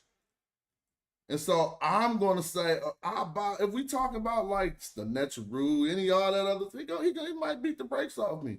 I don't step outside of what I can speak for with certainty, right? Yeah, Garfield got beat up. What's up, Asar? You always can feel free to come over here. We don't have to do no repairing shit ever. I'm just letting you know. We on to the next shit. Because now they're getting beat up and we moving on the bigger stage, and even all our qualified people who whatever they need, we need the Voltron on their ass. And then if we're not coming from the same team, we got to be coordinating it and make sure scholarship academia feel this and they know what's going on. I got them running. I'm an archer, but y'all got a different presentation. So some of y'all who good with the pen and shit, man, grab that shit, take these and get with them. When I talked to her about this, I submitted her with Reggie's work. So let me show y'all, because I put it in the face. We talked about this one. And I was like, yeah, you don't want to translate this to black people of Egypt, but you got to look at how they seen themselves as cattle. We went to the Ra from the book of, we went to the Ra from the book of the Gates, where they say Horus looks at all of his cattle, the cattle of Ra. Then we look at the term Winjut. Let me show you all this. So some of this stuff is better to see for yourself. And for this one, I'll go to the old TLA just for certain reasons. They don't got the sort engine correct in the new TLA yet. At least I'm still under that impression. So when I come here, I can sort terms better. But this is the term that I put in my book that helped me go with Reggie's theory, because I was just halfway on board. But now anybody can see that these two terms are synonymous. They're the same term, right? But one means a herd of cattle. Another one means people. If we look into this term, this is the term that let us know that Reggie was 100% on point. As we go into this old TLA, they'll show us the first usage of the word. The word first usage in this occurrence is in the New Kingdom that says, gather yourselves, people. But let's look at the second translation, because since they know that people was looked at as cattle, you can clearly see, this is how I gave it to her. You can clearly see the TLA say, gather your human herd / people, meaning sock in Winjut 10. You feel me? So, I mean, not meaning, but that's where they're getting that from. We see the Winjut is the human herds of the people. We have no qualms about ancient Egyptians seeing themselves as Winjut, and then we start looking into it to see what that means. When you say Winjut, it's like my people. I am one of your people, Osiris. See? So they did start to partition themselves. Because if he's one of Osiris' people, who was not? The same term for cattle is used to say, I am one of your people, Osiris. Now let's go back to the cattle rendition, right? Because we clicked on people. I hear some type of something. Oh, that must be my daughter. Let's see. Now look, I seized the fortresses of the terrorist dwellers like, well, this ain't a good one because they got these things in parentheses. They got two more. His errands, his condition of his flock, he has placed them under your supervisions. Now, if you look into this text, this is actually an army commander down in Thebes, right? So if I click this text and start to read it, you're going to see that, yeah, we do philology. We got this shit memorized. But first and foremost, what you're going to see is this flock that they're talking about that he placed under his supervision is not a herd of cattle. He put his people under the supervision of an emir. Let me show you. I'm just going to click into it. Because when you're bored, if you read these all day, you're going to start to memorize them.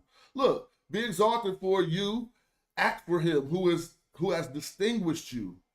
What you have done in the past as a thing of blank, please your God. His errands and the condition of his flock, he has placed them in your supervision. Your plan, advice, and your way in truth.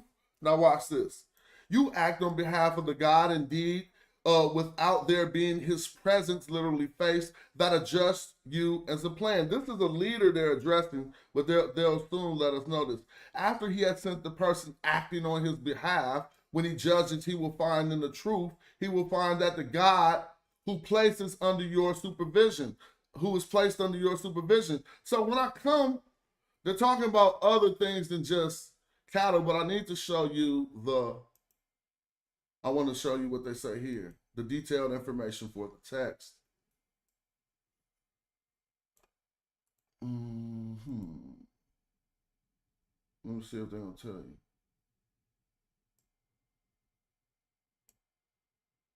Well, I might not waste too much time on that. If they can't tell you, you can, oh, there we go. So this is from Thebes, Western Bank, probably from the excavation of Carnarvon and Carter at the entrance of Deir el Bahari. It says in Dra Abu el Naga, perhaps from the same fine context as T Carnarvon 1 and 2, but that ain't really what I was looking for. And I ain't gonna let that stop me from cooking. What I was just trying to show y'all is that this individual was like a emir or overseer, and I think if we keep reading, we see he's down with the Temple of Amen in Thebes. But that point has been well made. I only came into the TLA to show that when I started talking to her about how we should properly, accurately translate this, because of the anomaly that we got put forward. This is a Kemet to you that occurs in the 6th dynasty. If I come here and look up the word Kemet, you're going to see that don't occur to the 12th dynasty. So ain't that what we call an anachronism if we say that Kemet to you comes from Kemet? Aha. Remember that argument. And so what like our brothers tried in the past is they tried to say that it meant a Threbus, and they went with the dictionary and the newest dictionary that says it's inhabitants of a Threbus. But when I talked to PhD Dyson, I'll just say, she was like, you right about that. She didn't really say you're right, but she said you're right. So what am I right about? The fact that a better translation than you will stand before the people of Egypt as like the Apis, it'd probably be you will stand before the divine black herd like the Apis. Now, you don't have to say whether that divine black herd is people or not, but you know one thing, the Apis is a person. You know what I mean? Let me break this down. The Apis is the bull called Hap, right? But they say they're talking to Pepi, a deceased person. So they're telling Pepi, you're going to stand in front of, it wasn't the people of Egypt. I got all the scholars to disqualify that. You're going to stand in front of the divine black herd, which we equate to cattle, as the bull of bulls, the Apis.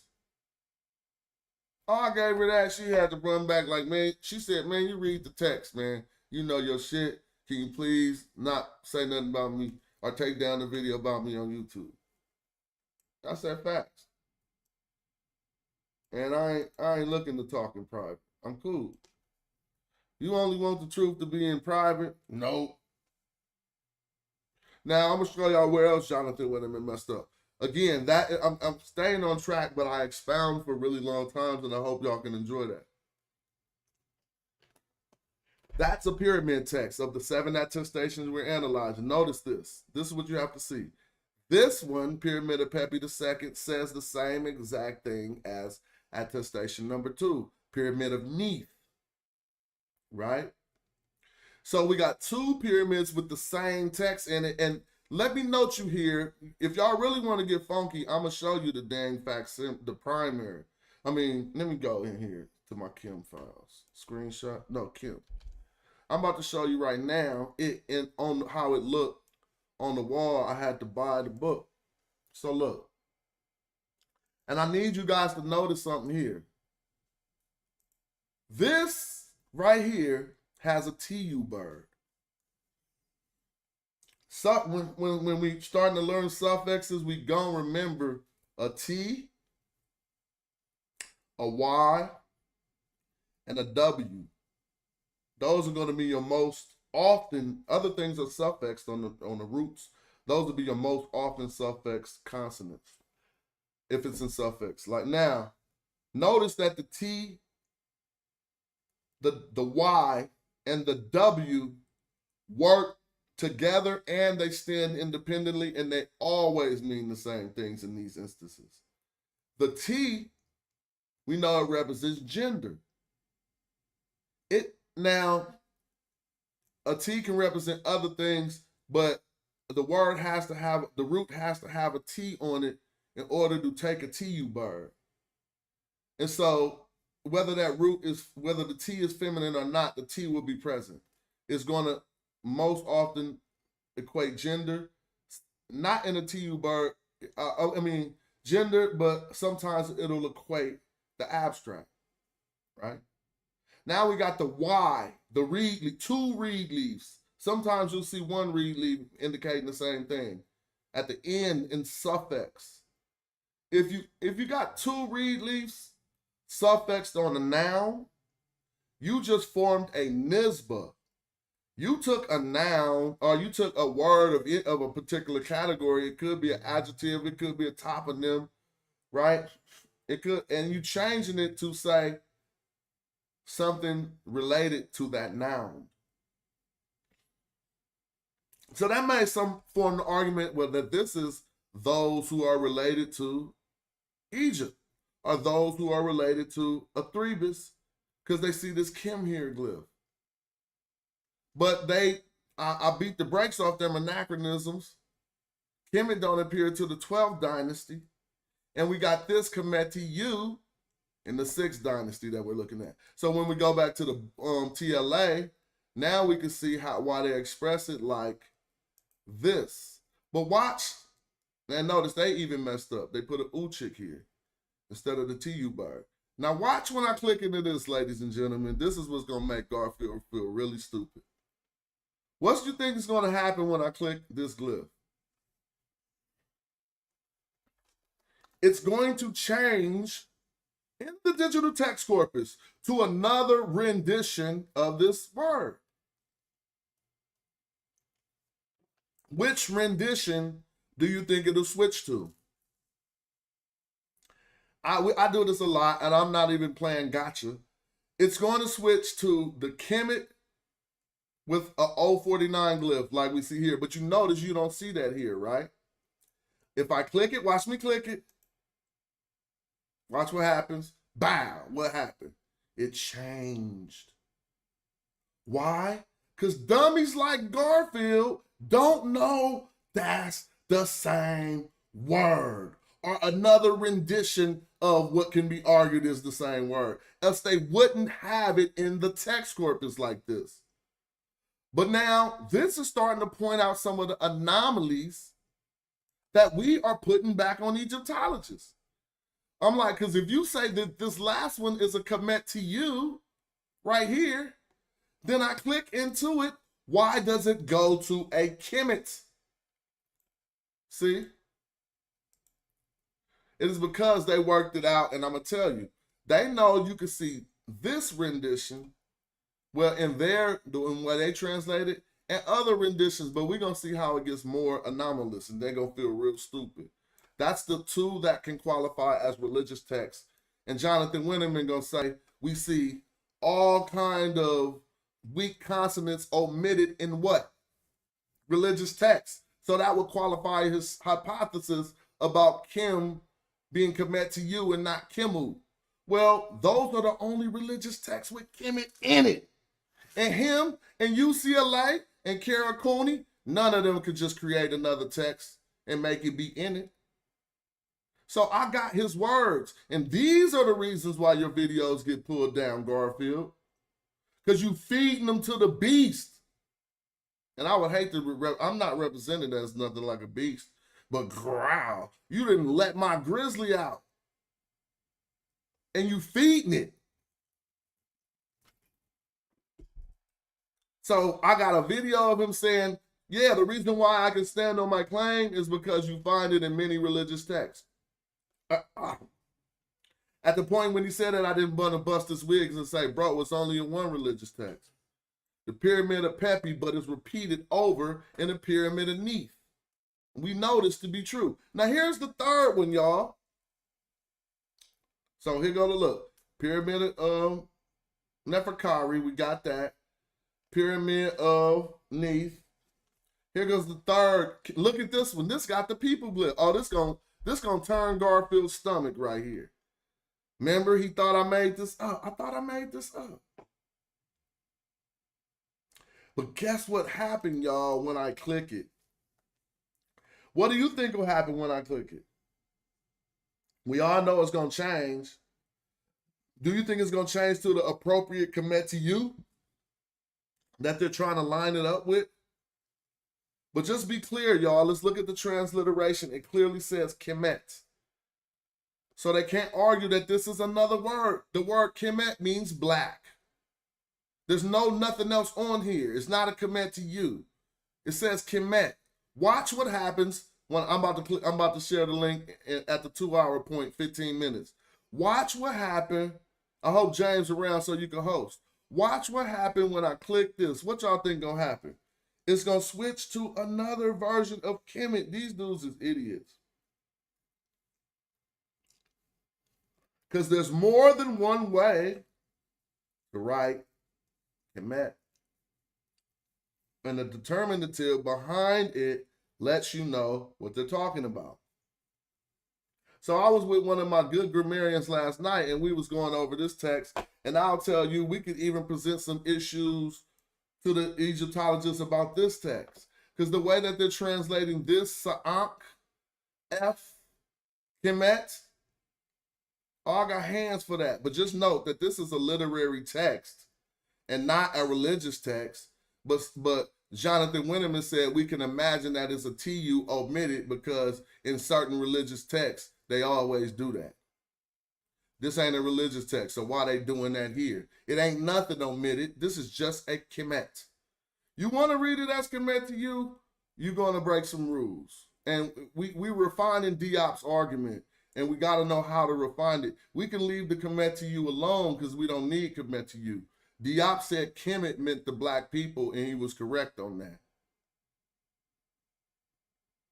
See, they'll get into that grammar shit and start beating us up. But let me point out how to use this attestation. And here's the source, and I don't own none of this.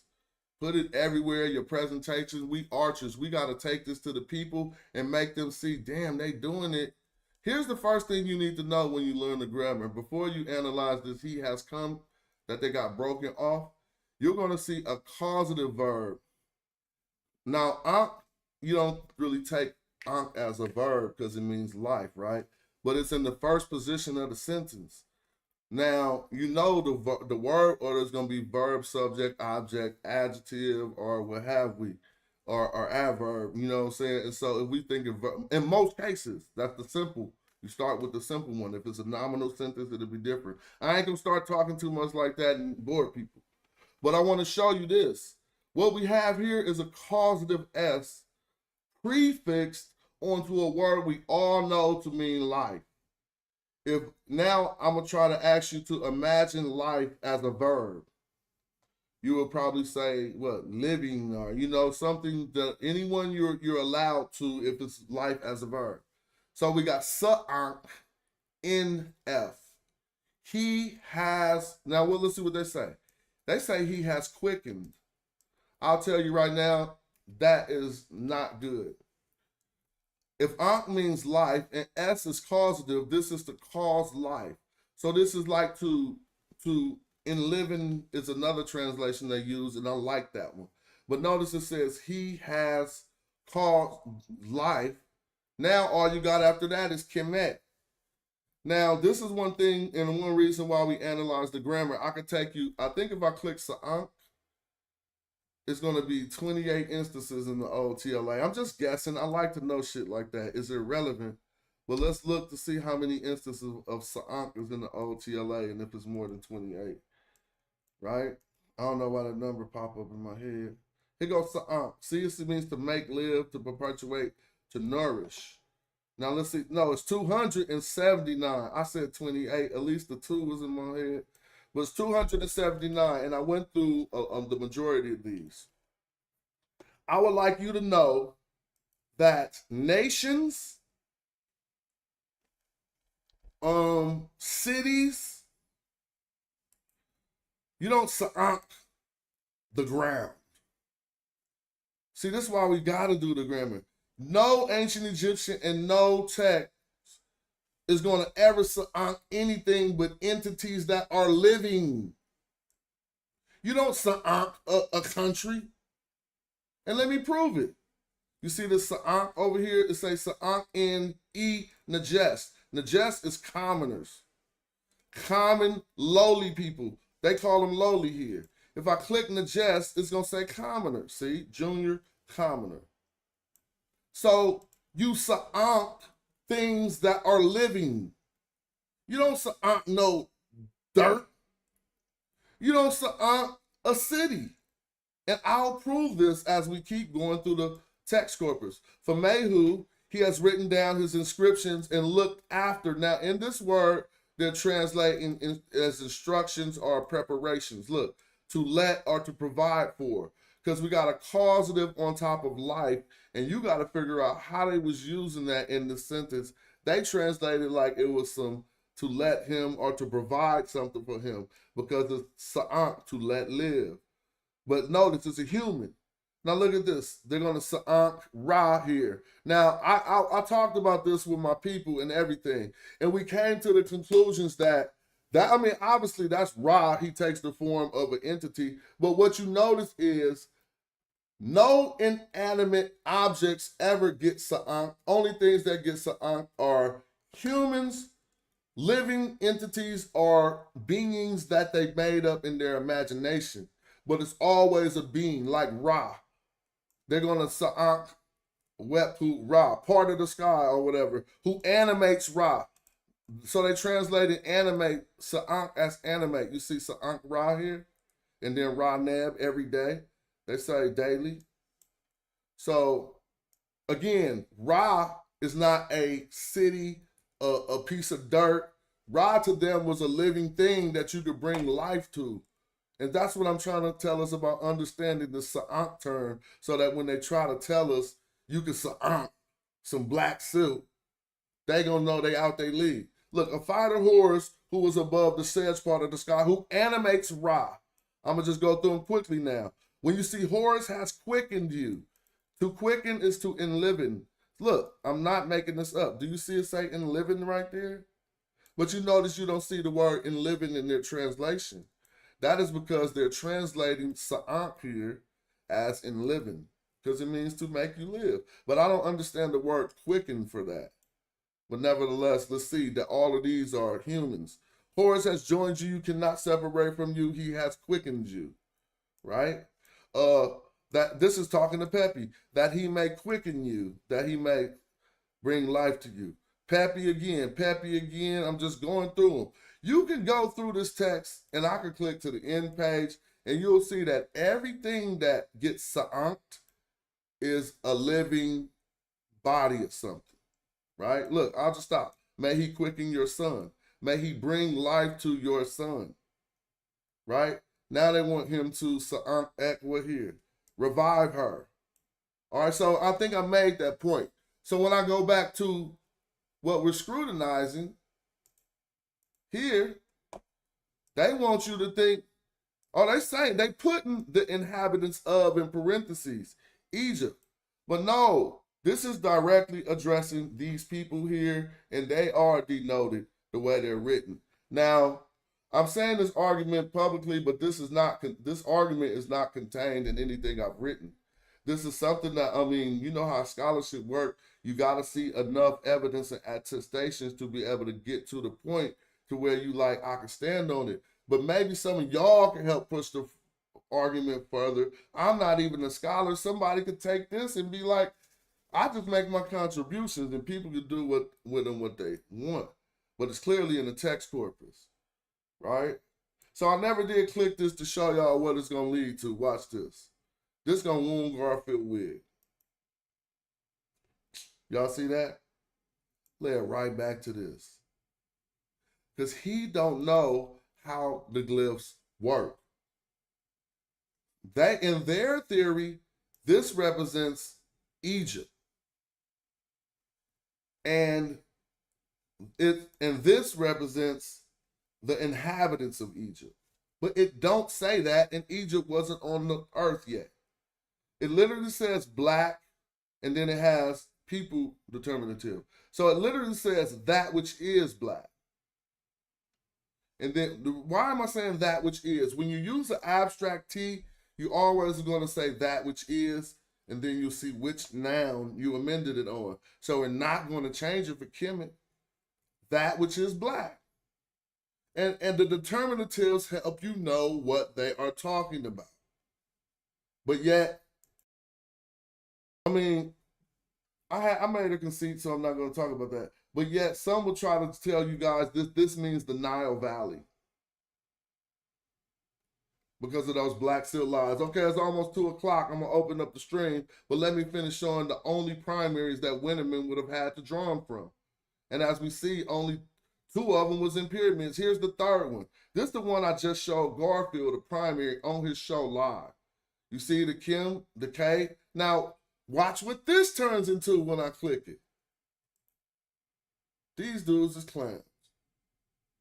He's like, where's the M? Where's the people? I'm like, bro, slow down and learn the glyphs. And you'll know what is saying one thing one way and what is saying one thing another way. Now, in this one, they're talking about these bolts, Depet Ni, Kemet, right? And they're going to read this as a Kemet T, but I'm not. Depet Kemet.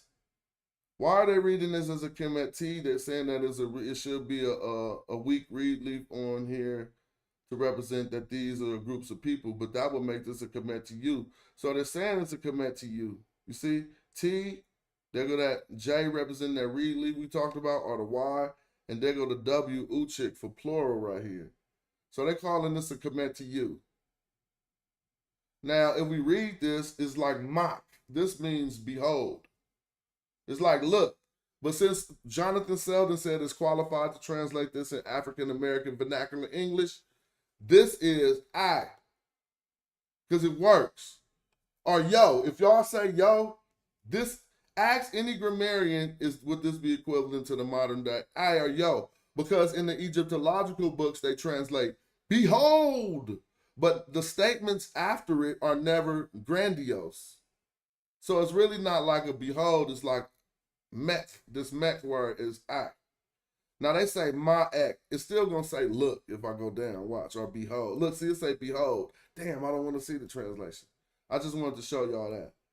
So now, I ain't gonna go through this. This is like behold, go down, ruler. So it's like their ruler went down, Ma. So this is part of his name. Their ruler Malki, behold, their ruler Malki went down. Now look, I'm showing you. If I click this, it's gonna say to go down to descend. It looks like Heb, but I click it, it ain't gonna be Heb. It's gonna be height. Watch this. Oh, it's still Heb, but it's gonna say to go down to descend. Look, to send. Okay, not to go down. To send. I said to descend. It's just to send. To send out. I'm still not far off. So they saying don't go down. They sent the messenger sent, or the ruler right here. Behold, the ruler sent their ruler sent. Now this is their ruler. Ma, with this going out. Boats. Now they're going to say to the boats if I come down here, but we got to look at what this in the glyphs. Look, they said sent a letter. You see the letter ain't in the glyphs. And they say within this. Man, that ain't in the glyphs. So I'll be like, how y'all just doing that? What you see is what we know something was there, but all we see is I. The ruler sent their ruler Malki, because we got Ma, and we know that the way they said a ruler in Byblos was Malik. And so that's what they think was right there. But it says Depet, boats or ships, Ni, belonging to, now here they say Egyptian speakers. Egyptian wasn't a language then, so that won't work. But we have to take note that he has his hand to his mouth. And this whole text is about conveying a message. So one of my best grammarian teachers told me it's right that they are not qualified for saying Egyptian speakers here. So then I asked him, well, then what do we say? We see Kemet. Kemet mean black. And then he pointed to their mouths. The scenario is here is they're in a harbor in Byblos. And they send him a letter saying, hey, go take it to the ships. And they're telling me he told them, go take it to the ships with the Egyptian speakers on it. And I'm like, dude, y'all brains don't work logically. It's not easy to identify who speaks something by looking at them. You're going to have to go up on every ship to see who speak Egyptian. But if he said, go take it to the ships with the black people, which I could say can be argued here, but you just got to figure out how come his hand is to his mouth. Because this is not going to say to the black speakers. So this is where we're at with this one. But nevertheless, we have the confirmation from the Egyptologists. They say you're right. The word Egypt wasn't even on the land in the 12th dynasty. So this didn't mean Egypt. Now, if they're in the harbor of Byblos, y'all think it says this the king sent the message with the boats belonging to Egyptian speakers? Nah, I'll show you a Greek text right now that contradicts that. But it's going to be relevant to it. Let me do it. Just let me cook. Because I got stuff over the place, but I can whoop it up in 30 seconds. Look. Here go a Greek text that's going to contradict that. And y'all be hopping all over shit like in the Bible, so watch me show y'all this. Watch what he said. Hold on, I don't want that. Skip forward. Man, let me get out to the next. Let me just find the slide.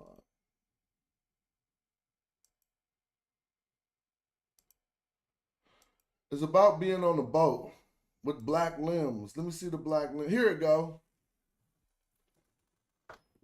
In the subplants, Danios, fleeing with his daughter, the Daniards, it says, and pursued by his brother Egyptos, with his son, the Egyptides, who seek to wed their cousin by force, climbing a hillock, look out to sea.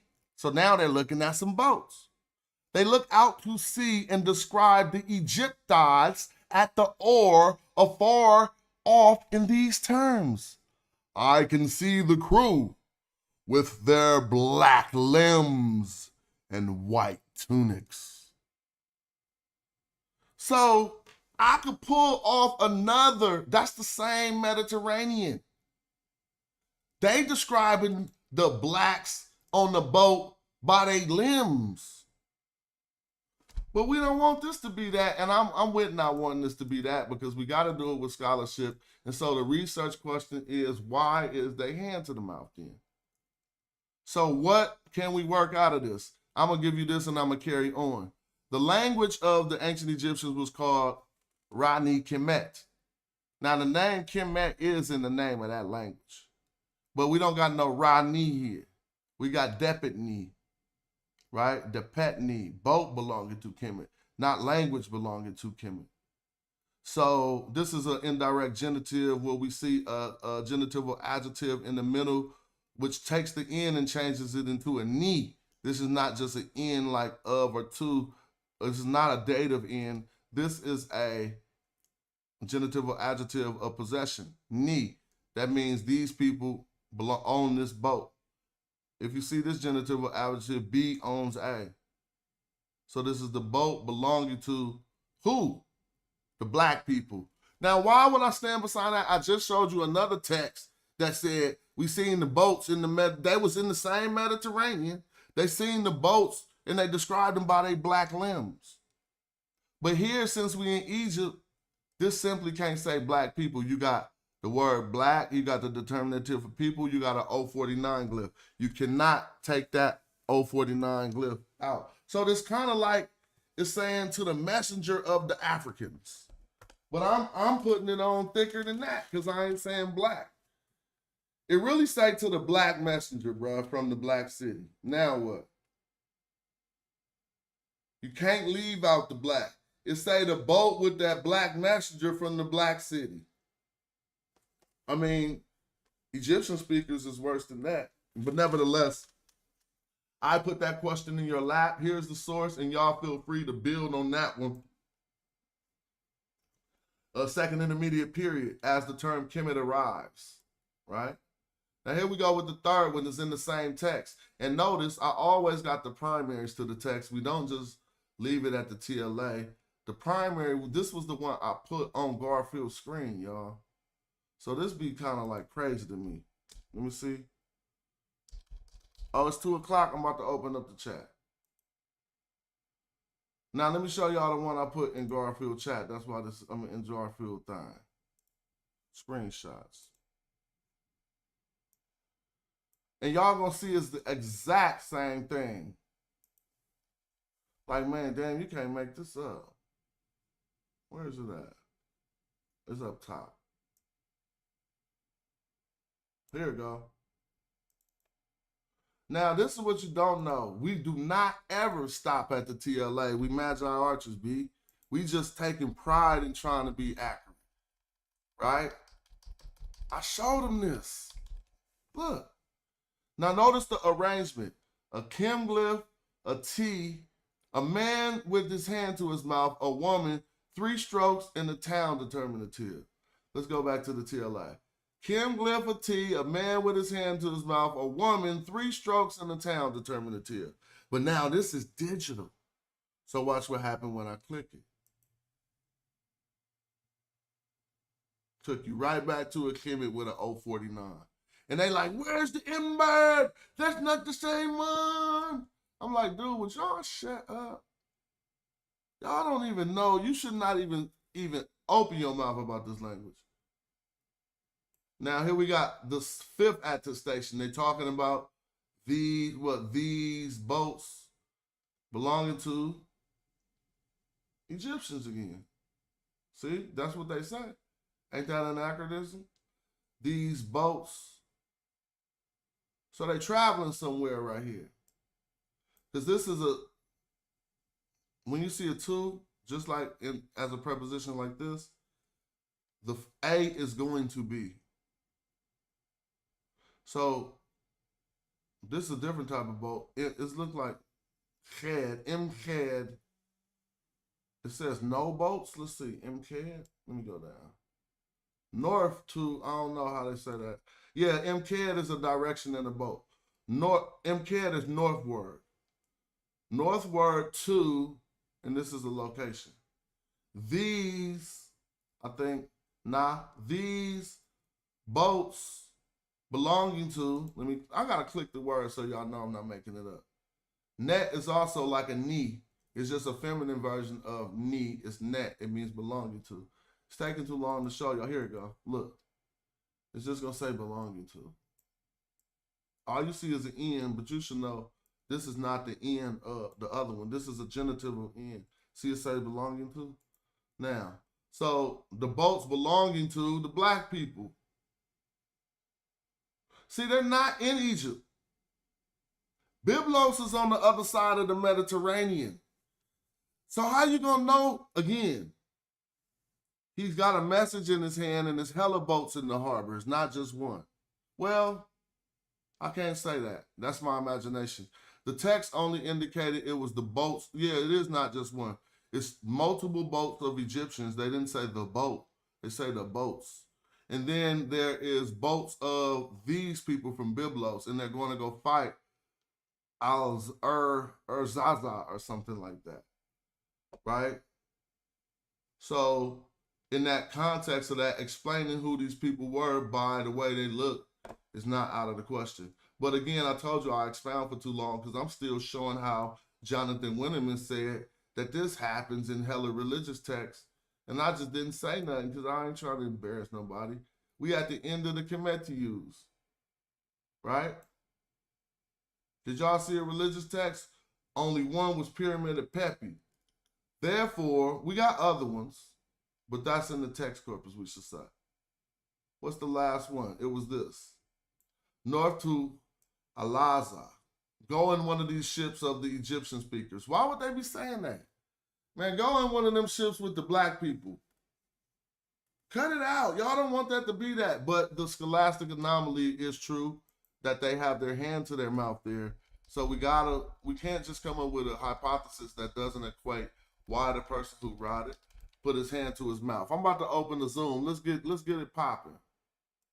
Cause it's, I mean, man, it's arrows up. Let me see. And I still appreciate all y'all support, all the channel watchers, all the, even, you know, like Juju, I appreciate your support too, but you be back capping on me. So I don't like people who got a wrench on my page back capping on me. But I still appreciate your support, and it ain't no love lost. I just want you to know. But I'm tired of people like, I hear a show, and on that show, you beat me up about not having a suit on. I'm going to go, hold on. What I'm open? That ain't Zoom. I keep kicking Streamlabs.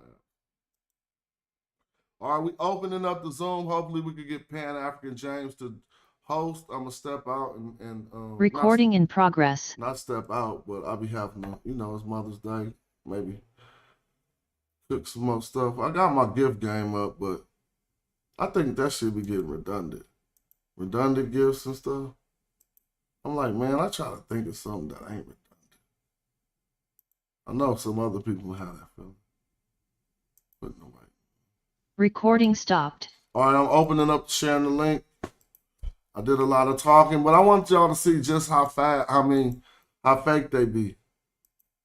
Like they done switched up in your face. Now they wasn't talking about that it was a complete reconstruction. They was just saying that the one that I was showing on the screen was something that I made on my computer or something. I'm like, man, y'all switch up crazy. Hold on, I'm trying to get in here. Hit that link. Feel free. James, you out there? I wonder where Saber Reggie at.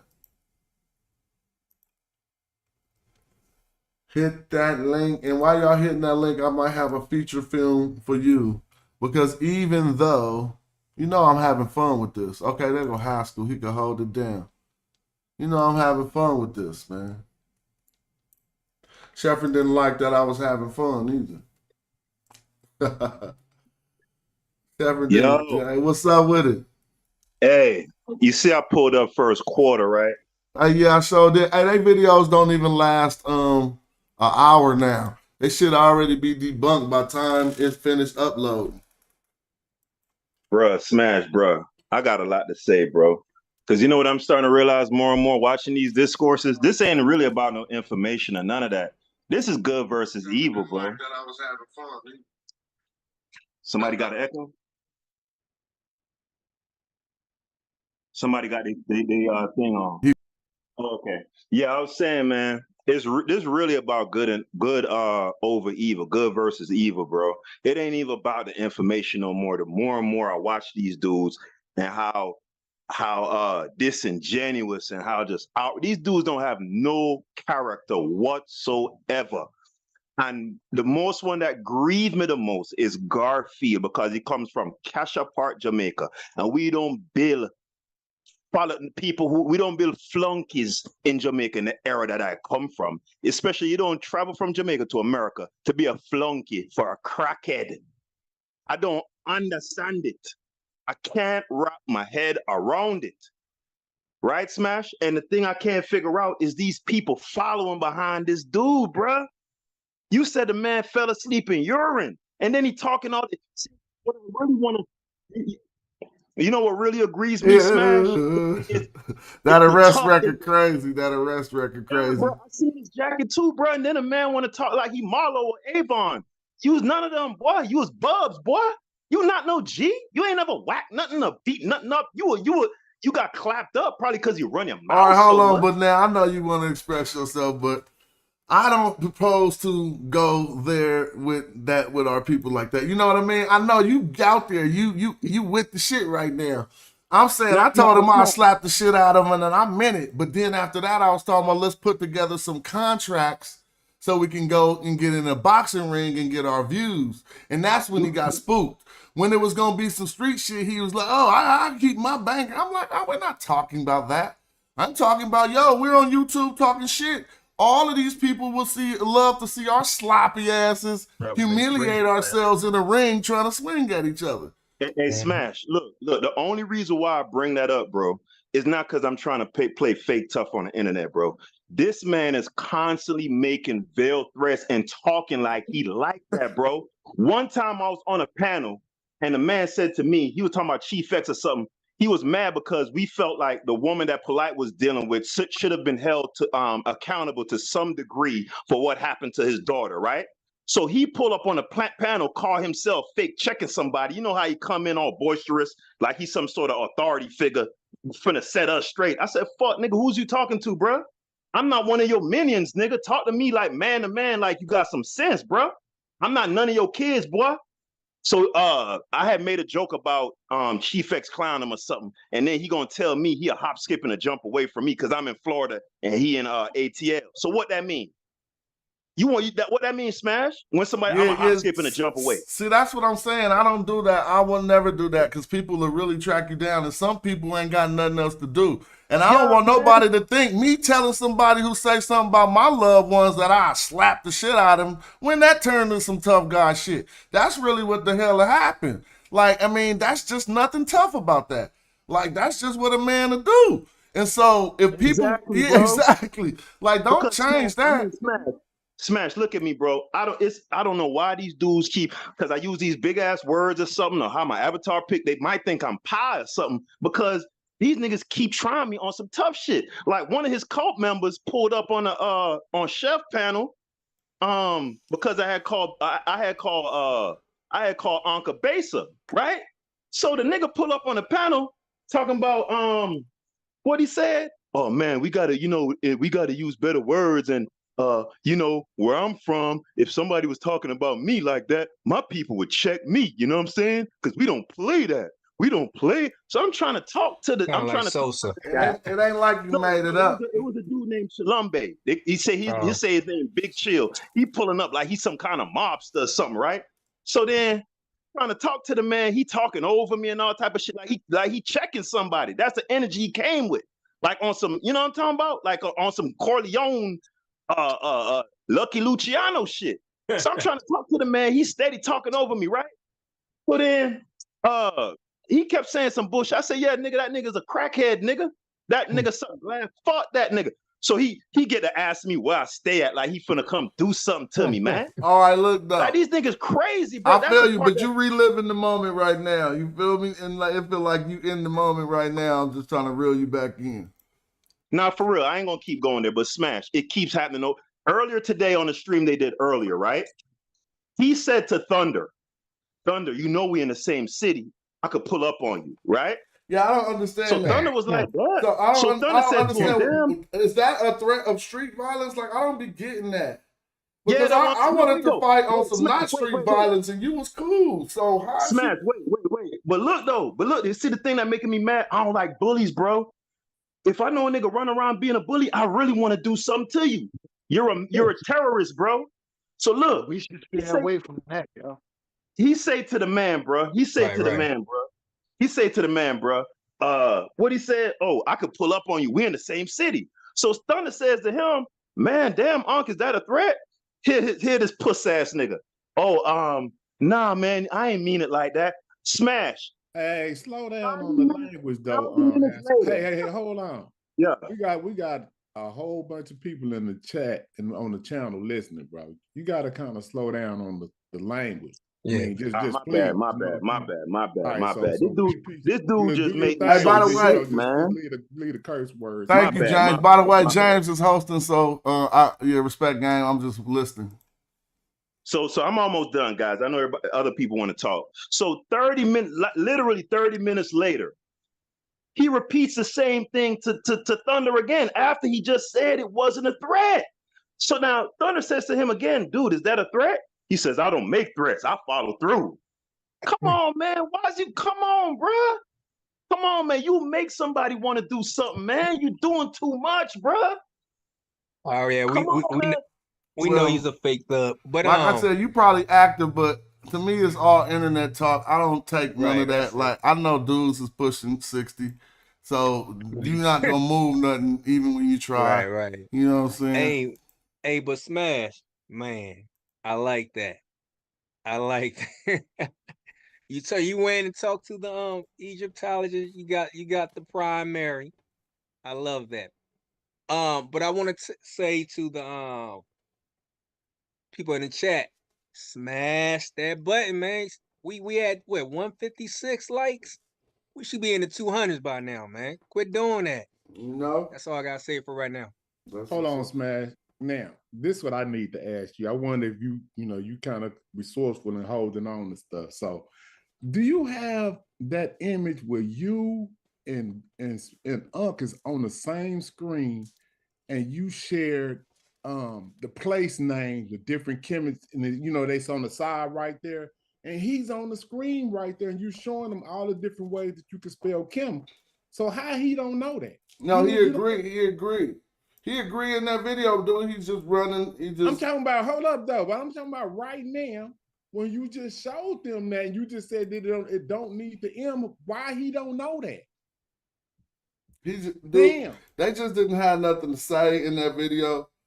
And honestly, they just wanted to scream at me. I can't even say that. If y'all on the same screen and it's on the right hand side, it's a line of all the different ways the place names that you could do it. So he should know that you don't need the M at all times. He should already know that. James, that's called being willfully obtuse. They know what they're doing. They don't have any character, bro. All they was doing is smash on that live, talking over him, Philip. It got so bad to where one of Garfield's main man, Thunder, said, like, God damn, bro. Right. If you got the man on the thing, at least let him talk. Yeah, you know what I'm saying? I was on Thunder's side then. And that's rare, you know what I'm saying? So yeah, Thunder was more fair in that dialogue than they were. It's just brothers trying to control, trying to keep protocol on their platform. And sometimes it get out of hand, but we supposed to be mature enough to look past that. And none of us know kingpins on here, hopefully. Exactly. Because you criminating yourself. So none of us on here know kingpins or whatever. And I'm from Baltimore, where Avon and all them was at, and all this and that. We ain't doing it. This is on some intellectual arrow stuff like Smash trying to share. And we gotta keep it there. This ain't no, we throw cracks and jokes at each other, but we still no buts in it. We still gotta keep it mature. Exactly. And this is a mature platform, and I respect every last one of y'all. Ain't no thug, ain't no kingpin. Appreciate that. Thank you. You know what? For sure, Elder. For sure, Elder. Nobody. I'm not trying to get up on here and act like I'm some super tough dude, but just like Smash said, bro, you gotta stand on your square as a man. You can't be asking me where I stay at and telling me you a hop, skip, and a jump away. Like, what I'm supposed to do? Like, do that, man. Brothers gonna do that because they get personal, they get emotional, egotistical, and stuff like that. And we as the people supposed to shut it down, shut that out there, man. This is real. This is really a blessing, man. This is really a blessing that royal black people is talking real hieroglyphics. We've never done that before. Yeah. In these times. So Smash really up here trying to distinguish and show other people how to go about it is a blessing, and he has help from other people. What we all supposed to be? This don't supposed to be no we up here dishing each other. You know what? They just attacked. They just start attacking though, and I appreciate the young brother Fire, but yeah, I think you're right. We trying to do less of that, and I talk my shit, but I don't want nobody feeling like I'm saying like some thug gangster shit, like your life need to feel threatened. That ain't in my. You know what though, Smash? You know what though, Smash? His minions, right? They only see, just like a referee, they only see the retaliation. None of them, if you're a real friend to somebody, if you see your friend constantly acting out of pocket, you're supposed to say something, bro. It's like a real life cult over there, bro. I know. Like this man he's always the common denominator in some bullshit. And none of them don't say, hey, Ankh, you wrong. Don't do that, bro. They just let this man just run rampant. It's crazy. Attacked all his homies. So look, here go the clip James was talking about. And listen to this. Tell me if y'all can hear the audio. Peace, Reggie. So that's a good. Y'all hear that?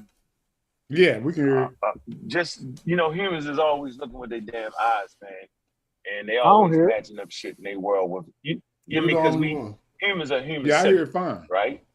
So, of course, you're going to always have the ability to match what you're doing up with other items around you. That's only making sense. So if you see an expensive ass black cattle, that costs money, the king got all the black cattle, then everybody just want to fucking be black, whether you black or not.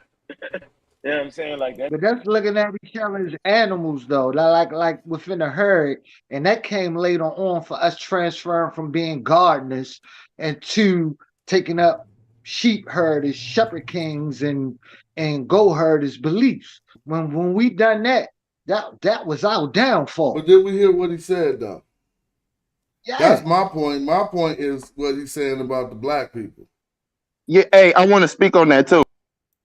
Hold on, everybody mute out and let the audio play, and then y'all could we could have some commentary after the fact. Okay. You know, humans is always looking with their damn eyes, man, and they always matching up shit in their world with you. You know me? Because we humans are human centered, right?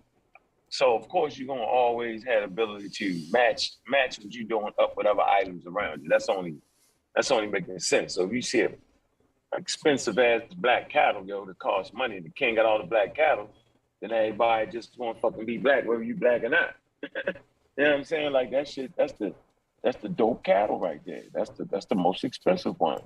Now look, I'm here in the past showing him all these different renditions of the same word Kim.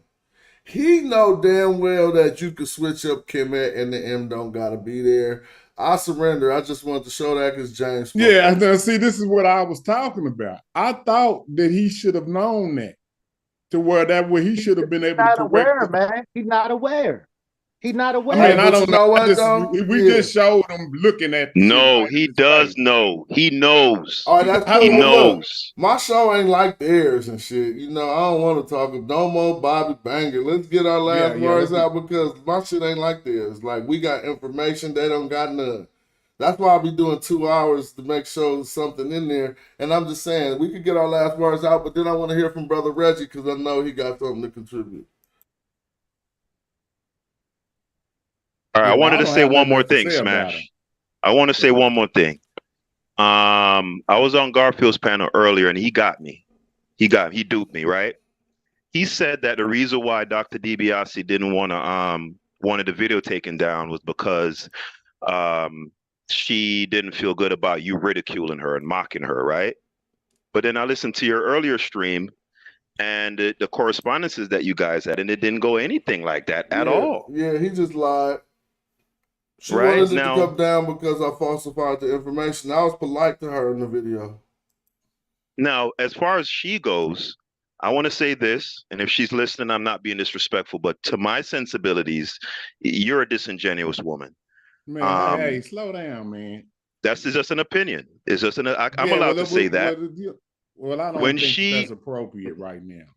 Like when James, when she equated the hold on, 049 James really got a point. Just real quick, the reason why is because she got weaponized, so she did not know they was using her to look at my video to discredit me, and that's the first thing she told me. She was like, they didn't send me nothing in advance, and they just popped it on in my face. I didn't even know this was you. And so you got to give her a little credit. They weaponized her. She didn't do the weaponizing. You know what I'm saying? All right, let me tell you what she said that got to me. When she said, or she equated the 049 glyph, right? She said, oh, it's a location place, so that means black land, right? Black soil, right? For me, she was being duplicitous. Just an opinion, but I'm done. Hey, Smash. What up? How many people are aware that Isis and Osiris, that story, is not nothing really a part of the hieroglyphs? That's mythological from Greek mythology. Isis, Osiris? Yes. That's all over the hieroglyphs. No, bruh. And I'm saying that. Y'all can disagree. My point is to prove it. Y'all can disagree. I can show you Isis. Are you talking about one particular story, maybe? The story of Isis and Osiris. Which story? It's hella stories of them. When they talk about Isis, Osiris, and Osiris being cut in pieces and stuff like that, that don't have really nothing to do with the hieroglyph. That was put in there to cause confusion because of the shepherds the animal herders' beliefs and perspectives. They want everybody to be a part of their mythology. You're not all the way wrong. You're not all the way wrong, but there's some can I add things on that? you kind of said that kind of in a way to make it sound like you're wrong, but you just need to reword what you're saying, basically. Reggie said that in another way before, but let's hear from real quick, just because BMF, and we was trying to let Reggie get in, but I hear BMF trying to say a word. Say, yeah, okay, well then you go after Reggie. Thank you. To all of your mothers and your wives, and happy Mother's Day to them. They're seemingly trying to spin a narrative, and Smash and myself and others and all of you are trying to do the work. So there's a big difference between spinning a narrative and actually doing the work, right? So what Smash Writes has cited, this narrative about the woman pulling down, the PhD pulling down the video.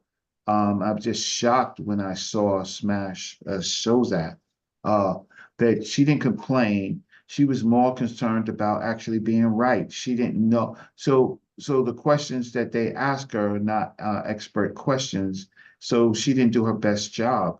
And I know that for a fact because I interviewed Dr. Karakuni, and the video, because of her wishes, the video won't go up. It's not because of the reasons why she said it was not going to go up. Is because I show her examples that are different between the Black land, and she has no sources for that.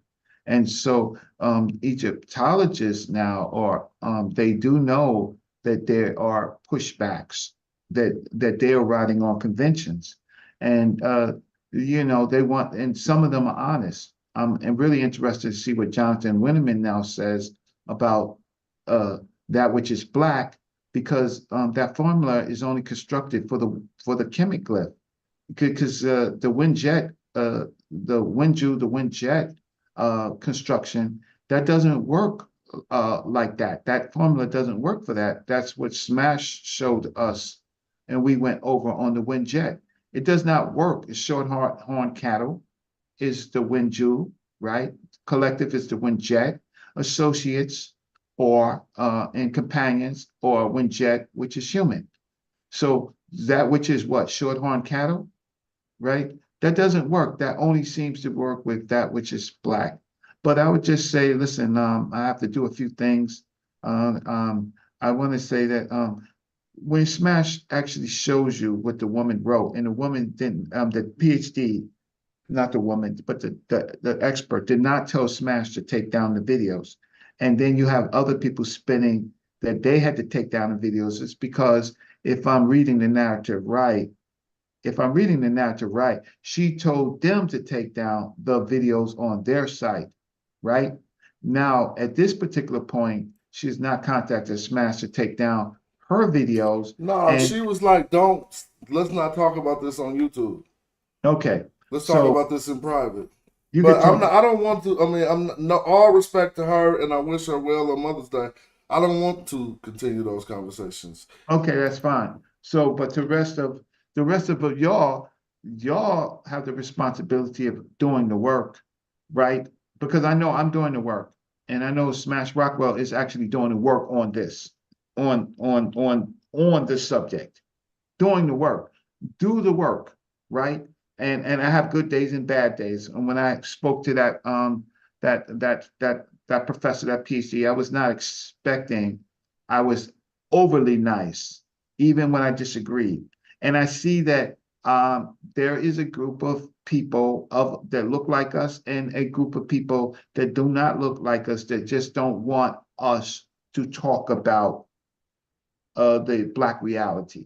So with that said, I'll keep watching. I do the work, y'all. It's a little bit different.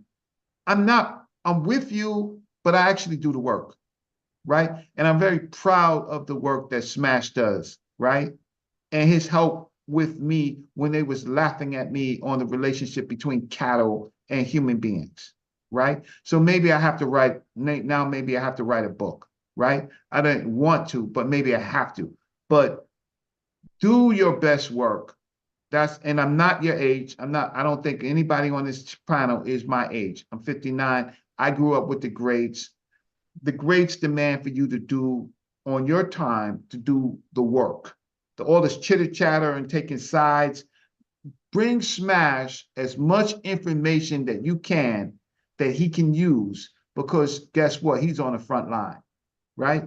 And if I'm watching those shows, I can learn too. Bring your best work, all this chitter chatter and what people are doing and what they're saying. Leave that to Smash. He does it very well. He gets paid for battles, right? That's all I have to say, and I'll just say to you, thanks, and just continue to work. Hope my comments was helpful. It was, Reggie.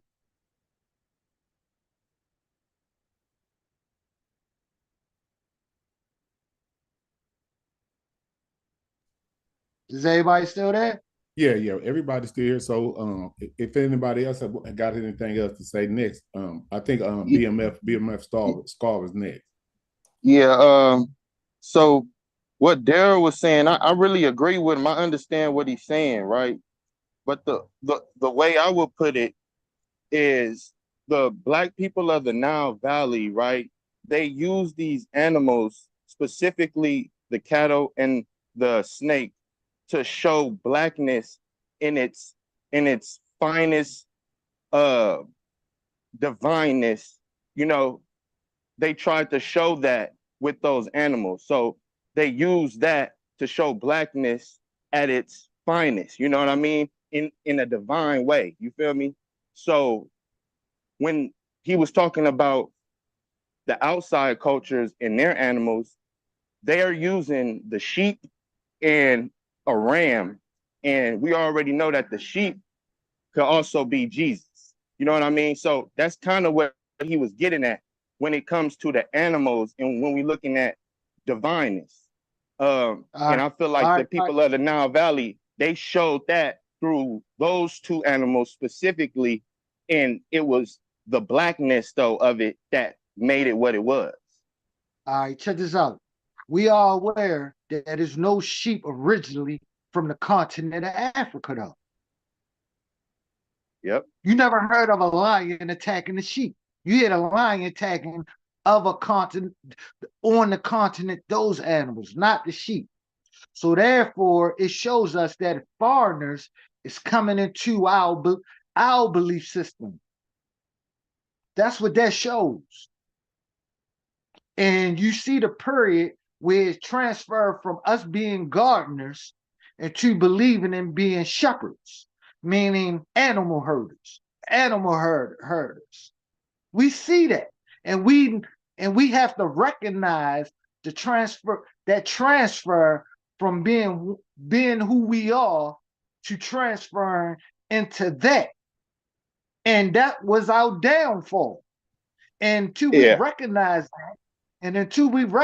that, we're not making no progress until we speak the truth on it. And if y'all just looked at Brother Garfield last podcast where he had the man up there, and I questioned the man because he was talking about Muslims. Muslims are shepherds. Israelites are shepherds. Jews are shepherds. They are animal herders. They all have a different belief from being a gardener. The hieroglyph, the original hieroglyphs in BCE starts off with being gardeners. Then it transferred into the Hyksos attack. Everything after the Hyksos attack, when we have Asiatic, we are not even Asiatic Black people. We are royal Black people. So royal Black people being gardeners, and then you see us going into believing what shepherds are believing, is what we have our downfall into what it leads into now. Yep. Well, And hold on. I think y'all see. I think we might have a problem here, because pastoralism starts in the Nile Valley. What do pastoral mean? Because I'm not aware. That means the herding of animals, like the cows and bulls and stuff like that. That starts in the Nile Valley, so that's the beginning of it. It don't, brother. It don't. Okay, well, I'm not Can you gonna. pull up I'm the not here to source, argue. please? But yeah. let me just say something real quick, Daryl. I've been studying stuff a lot, for a pretty good time now. What you could do is you could just go look up the origins of pastoralism, and then just come right back and let me know what it's like. That's how we learn. That's how I would prefer to do this. This is where I the don't want. confusion. Hold on, Okay. let me say this. This is where the confusion I'm saying. You're taking us looking at animals and studying animals as we looked at it as an attribute. And they're not looking, shepherds are not looking at it as an attribute. They're looking at it as that's who they are. Okay, listen, brother. And that's what I listen, feel. brother Daryl. Listen, I'm not talking about anything biblical or anything that got anything to do with that. I'm not talking biblical. This ain't biblical. Okay, but you're talking about shepherds and all of this, right? So that's kind of like those type of a term. So what I'm trying to get you to study animals. We study animals as attributes. We're not hurting them. We are studying them as the attributes. Bro, you got no sources, bro. Think of people in the garden that we gardeners, and when we look at animals, we see their positivity and we looking at it as attributes. And we add it on and what we are sharing as attributes, not as herders. This is crazy, man. This is crazy, yo.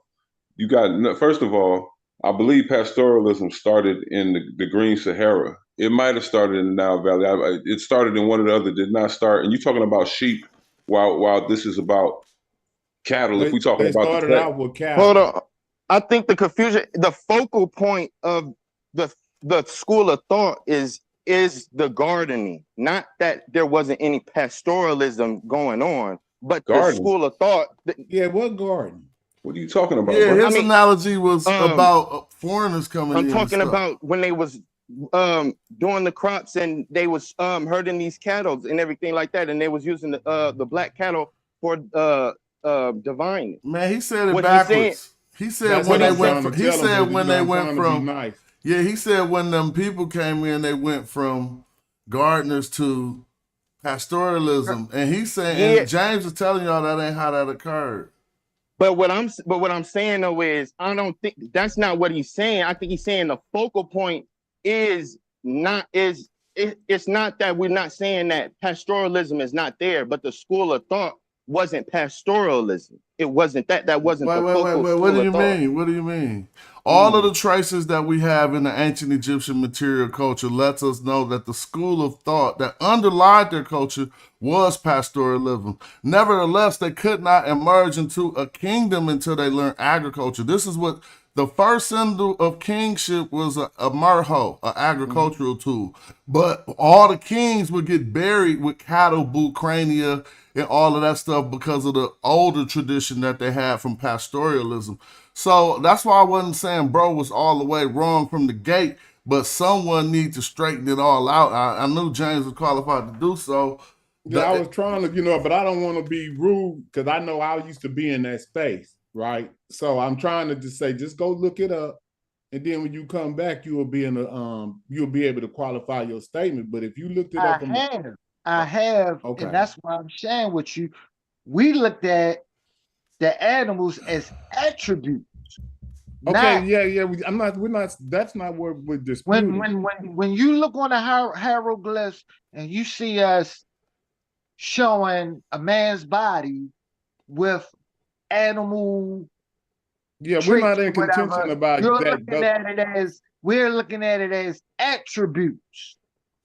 We're not looking at it as a shepherd way of looking at it.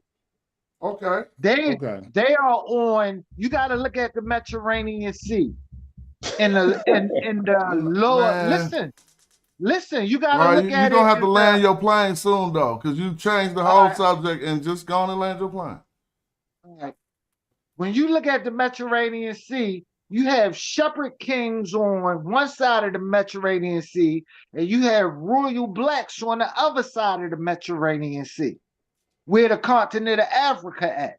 So when shepherd kings come down that bank, is a bank where the Mediterranean Sea stop. If they're not going to cross the Mediterranean Sea to outside with boats, they want to come down the bank. When they coming down that bank, they are bringing shepherd king beliefs, herder beliefs into our beliefs. We wasn't there. We look at animals as attributes. Bro. Wow. I'm not wrong. We need that, So bro. I didn't try to say, I never said directly to you it was wrong. There's elements of what you're saying that's right.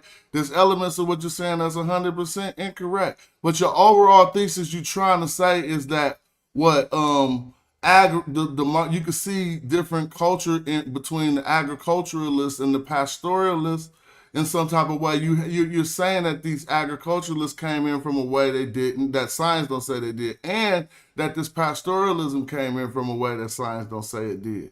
You know what I'm saying? And so they say agriculture developed independently in the Nile Valley areas, as well as it developed in other regions. And then they say that the pastoralists, like the brother said, may have came from Nabta Playa. That's not necessarily from the areas of the Green Sahara, which the closest part of that would have been out at the areas of Nabta Playa, I guess. Not the closest part, but that's, where they found remains of people.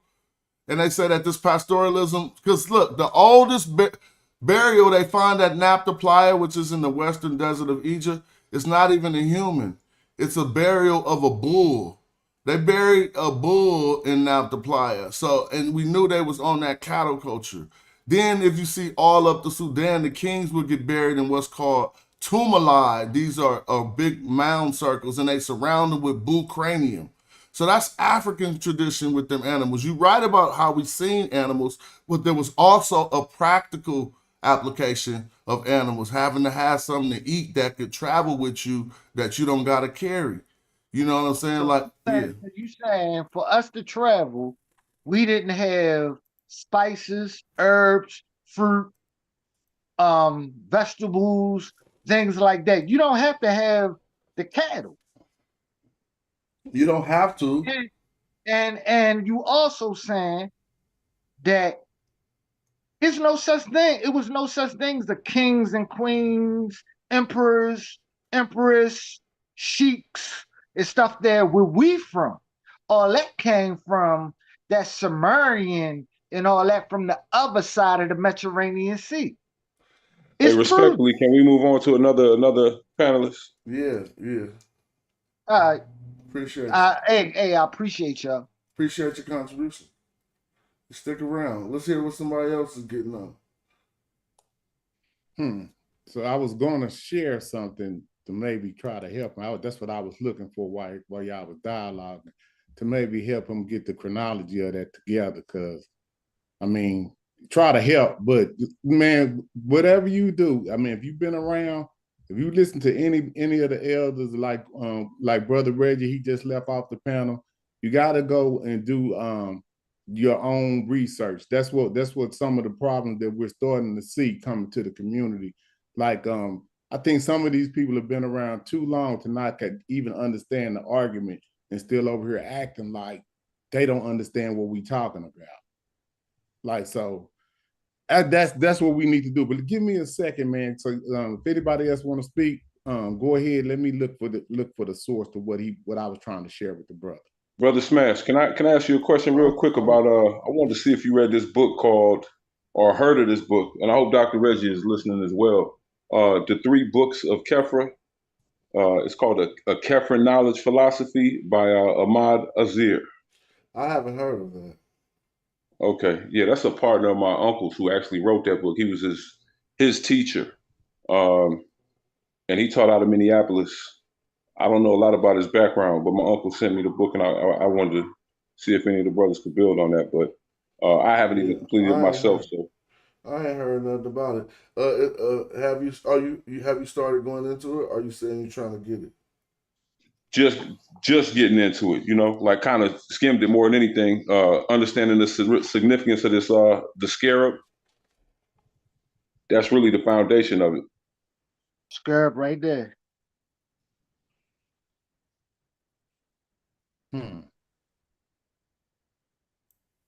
Yep. So maybe you could just build on your knowledge of the scarab and that symbol and where it fits in. I know in the chronology of creation story, I think that's up there among the earliest. Well, I wouldn't be I don't the know if best Neptune's person the to one. ask that. I can answer the questions, but it'll sound probably about what you know about them. I can tell you more about how the scarab is used in the grammar and on the text. You know what I'm saying, and on the walls. Normally in forms of transformation and becoming into something. They might have extended that methodologically to show more aspects of that. But in the grammar, it's going to be transformation, a happening, an occurrence.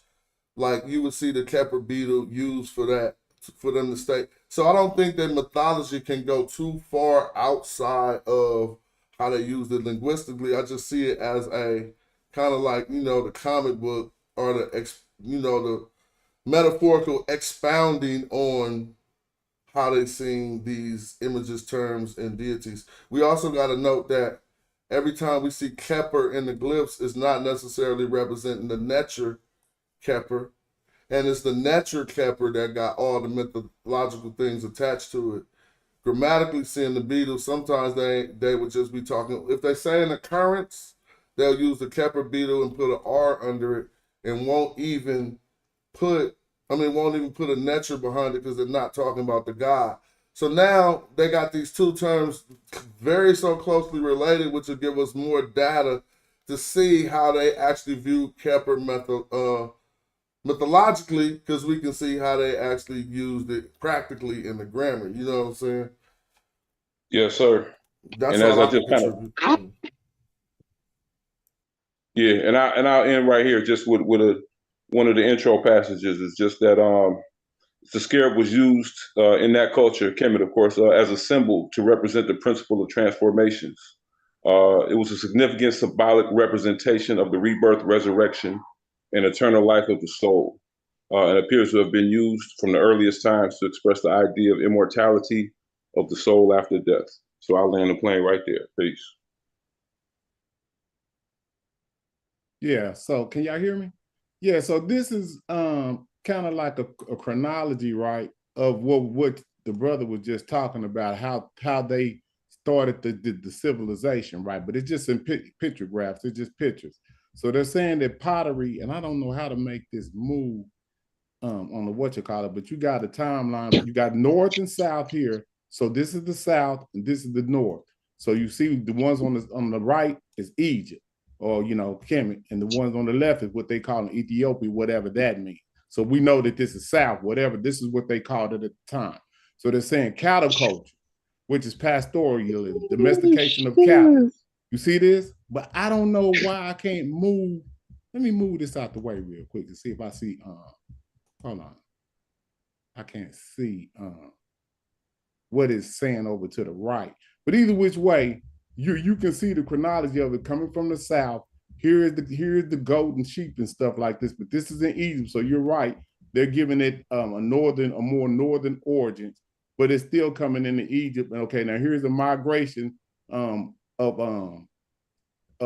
wheat, and then they're giving the Badarians the wheat. They're accrediting them for I guess domestication of meat of wheat and barley and stuff like that. And then the writing comes in, and they're saying, I guess the writing is they're attributing the writing, I guess, to Ethiopia, or are they saying both? Okay, they got it on both of them. But that's interesting that if you're looking at this, how they're doing this, because they're saying the writing system starts simultaneously, and they're accrediting both. You see that? So just looking at this, then it's early karma. You know what I'm saying? They got a writing system or something. So you just got to use everything you say. You got to make sure you write on the chronology part, because people will try to trip you up or say when we know you're wrong. It's our duty to probably try to correct you without being disrespectful. Is all I was trying to show. Okay, then we can end that. So what I'm saying is, to Brother Darrell, please go and look up pastoralism and the origins of it, so you can have a better understanding of how this went. You know what I mean? Gotcha. Ain't nobody messing Okay. with no glyphs. Nope, ain't nobody messing with no glyphs. Let me see. I mean, the Kemet argument is over. So yeah, I think that's pretty much smashed out. yeah, as far as that one for the collective of did they call themselves like black people as a collective, you still see my argument. Gotta stand that if you only find it 6 times, you probably want to ask whether that's a possibility or not, and prove whether it can be translated that way or not. But if it's only there, I'm talking about that one. I'm not talking about all the Kims that proved what individuals did and the Kemet on women's. I'm talking about the 3 strokes glyphs that indicate a collective. It's harder to mount that argument. I think it was proven that it can mean that, and all the scholars showed that it mean that. And I even showed the instances where I think it do mean that. But some people trying to make it like, not. Some people, you know, as frequently as we say black people in America. You see what I'm saying? Like that's every 3rd word out of our mouth or something. And Yeah. as far as the frequency is concerned, that frequency ain't there. The frequency for people calling themselves individually like that happens the most between the 6th and the 12th dynasties. And so it's a trip because we get some of these people calling themselves Kemet before we ever got a Kemet, which let you know they was calling themselves the dark one or the black one or whatever. That argument got squashed out. But I'm saying that so people who follow the information don't get all fumble feet. Because the scholars all told us, yes, that's a qualified translation. So now that you got that confirmation, your next duty would be going to prove that that's what it really was. And you're going to be dealing with them 6 attestations that we just looked at and possibly 2 or 3 more. You see what I'm saying?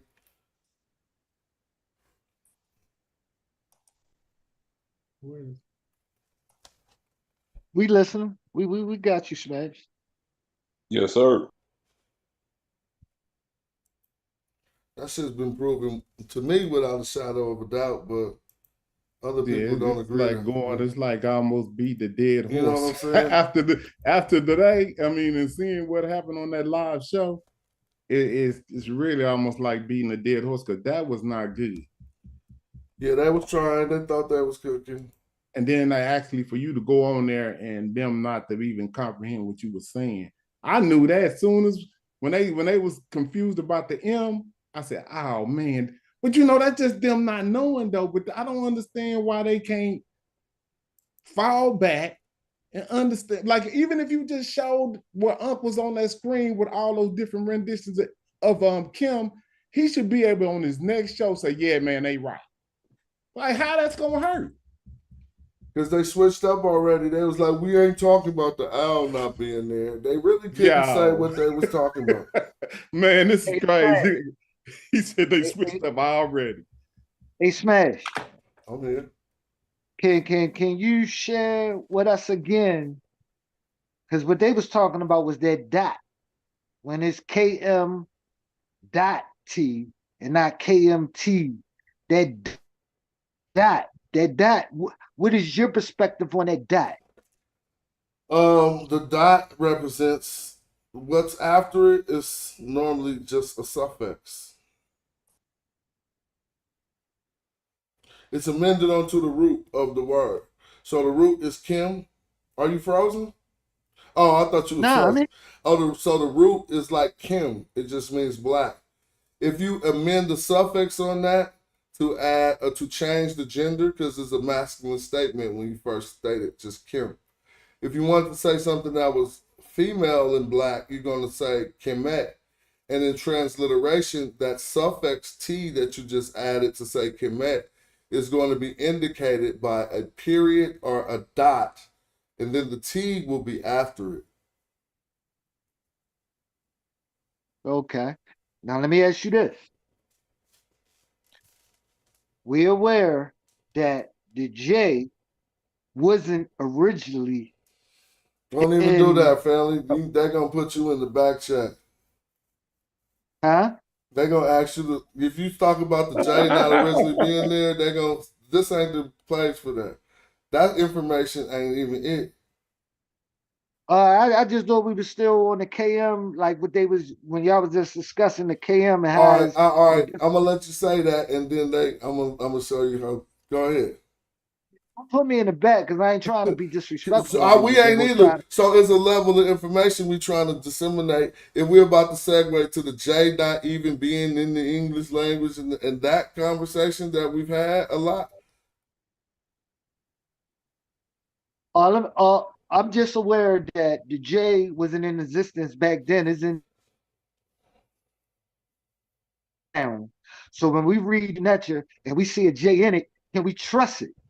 So there is a symbol that has a D and a J consonant in it, where the D is kind of like silent. So you heard of a Jed pillar? No, I haven't. Well, it's an ancient Egyptian pillar called a Jed pillar, right? But notice when I'm saying it, it sounds like I'm saying J-E-D pillar, but it's written D-J-E-D pillar. But you don't pronounce the D. You don't say the Jed pillar. You really say Jed pillar. It's also indicated in the Coptic because they took it into the Coptic and they called it Jenga. So if you go look up what a Coptic Jenga is, you hear the sound I'm saying. It ain't really a G sound. It's kind of like a J. You making the J, but it ain't called a J. But if you spelled Jenga, you probably write J-I-N-G-A, right? But it's really D-J-I-N-G-A. So yeah, it wasn't a J, but that sound was represented by another glyph. And it wasn't none of them Gotcha. Oh, yeah. And I'm not mad at that, but we be talking about how the J don't exist to say Jesus wasn't Jesus. So I jumped the gun. You feel me? No, you good. I just wanted to see when we read the Meta-Nature, and originally it wasn't no J. Now we see a J in it. Could we trust it with the full 100% of how to translate our hieroglyphs? So You get what I'm the saying? instance, So the instance you cited was a word you said nature with a J in it. Now that's just a result of someone's transliteration scheme that slapped the J there. The word the T in nature used to represent the TCH sound. So that's why some people say nature, but then in the there I go. The New Kingdom, it switched to just a T sound. So it's now nectar. But it used to be nature. So that just means if you hear somebody say nature, they saying it the Old Kingdom way. If they say netter, they saying it the Middle Egyptian kind of New Kingdom way. Got you. Like I said, bro, I'm learning like how we all doing. And I just appreciate it. I appreciate it. Oh, hell yeah, I do too. I appreciate the dialogue. You know? Right. Go ahead, I'm listening to you. BMF, where you at? I know you was wanting to beat me up back in the day, but I think we came to some similar conclusions about some things. Yeah, you know, we definitely on the same page about this, for sure. You know what I mean? I'm just looking outside. I'm just looking outside of Africa for, you know, how they was referring to them. But I just find it interesting in the Vedic text, when you're reading that, there's a lord named Sudhanvan, which is Sudan. And he's like the ancestor or the father of Ribu, which is a lord in the Vedic text also. And, you know, when you look at this stuff, it just looks like, you know, the original lords or the gods or however you want to put them in that perspective, that, you know, it was black, you know. I just find it funny that, you know, I see it. I can see that.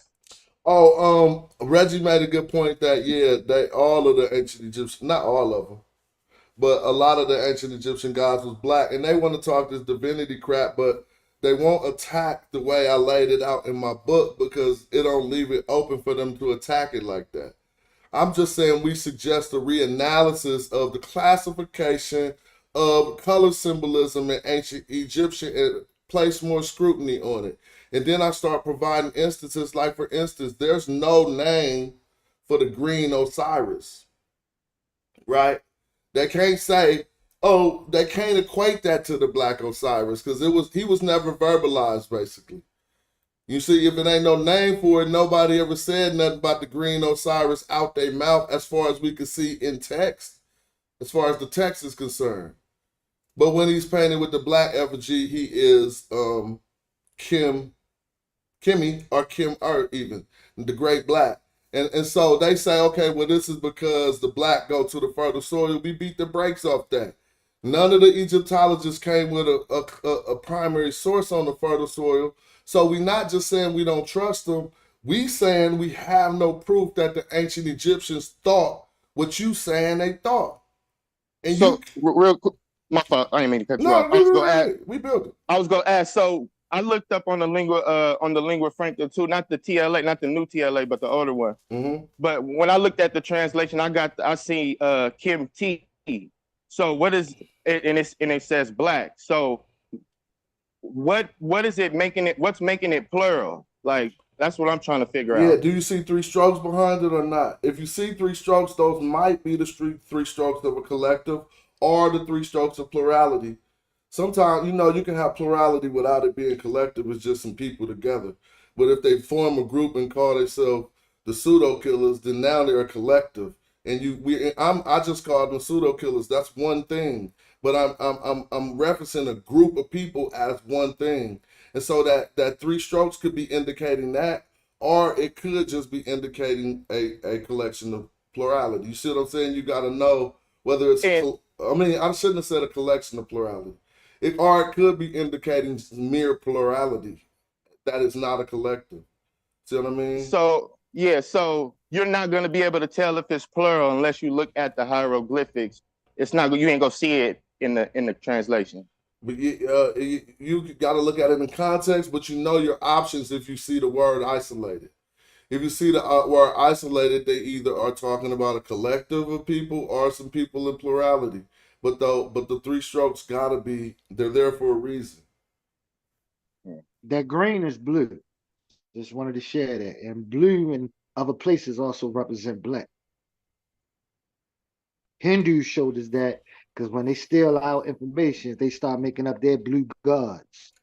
Well, it's the way they started to categorize colors and the ones they could give examples of first.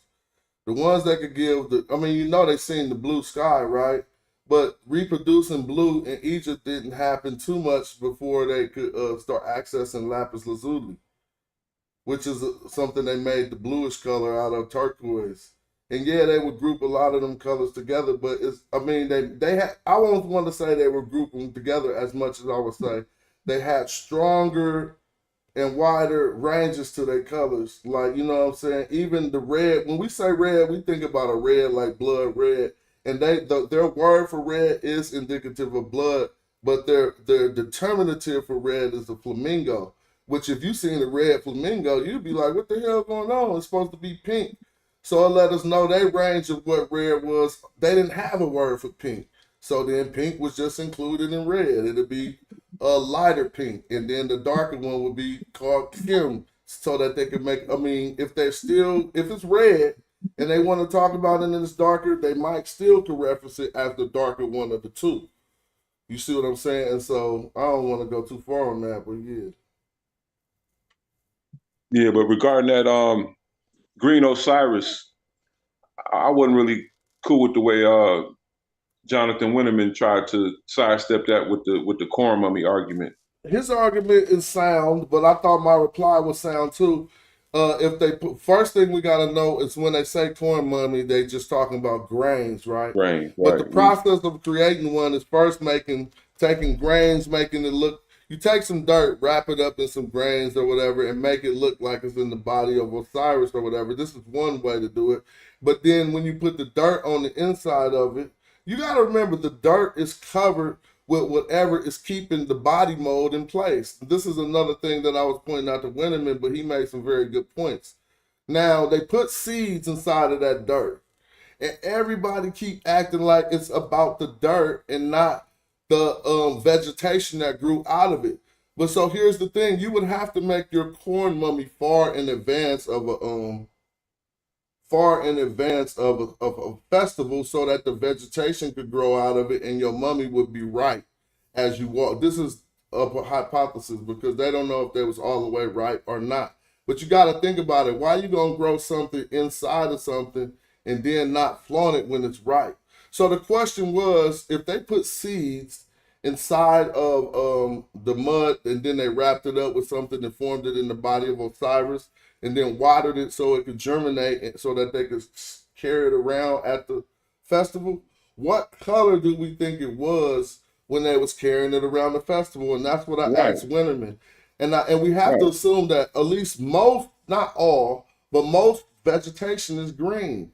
You're gonna tell me they had access to like some other color vegetation that grew on the Nile that we don't know about that would make their Osiris mummy be purple because they put seeds in and water it? And I presume maybe everything, all the greenery I see is because I live in America or something, right? But I would presume that it possibly was green. Well, we know it wasn't black. It couldn't be. My point is, it couldn't be representative of a black effigy, which it seemed like the point he was trying to make, and that's why I thought he was just being, And just to be honest, what about Ptah? What about Ptah being black and representing fertility? Thank you. And also Ptah being, and also Tahuti being green and hella other people being green. And this is why in my book, I was like, yo, we got to slow down and just not, you can't just say it was because they from Nubia hella quick.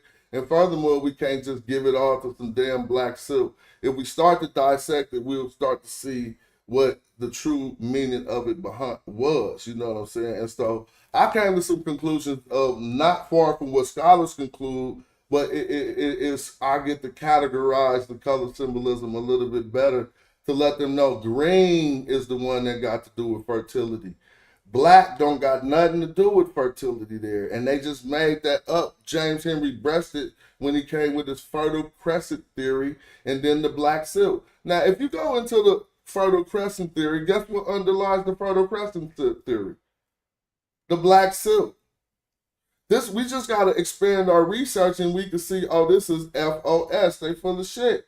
Because the thing that they say that made in between the Tigris and the Euphrates so fertile that they call it the Fertile Crescent was the black silk. But I ain't asked no Egyptologist, go look up, hit me with the word for fertility. Since it was such a big thing, the words they got for land fertility in the text corporate are not used plentiful.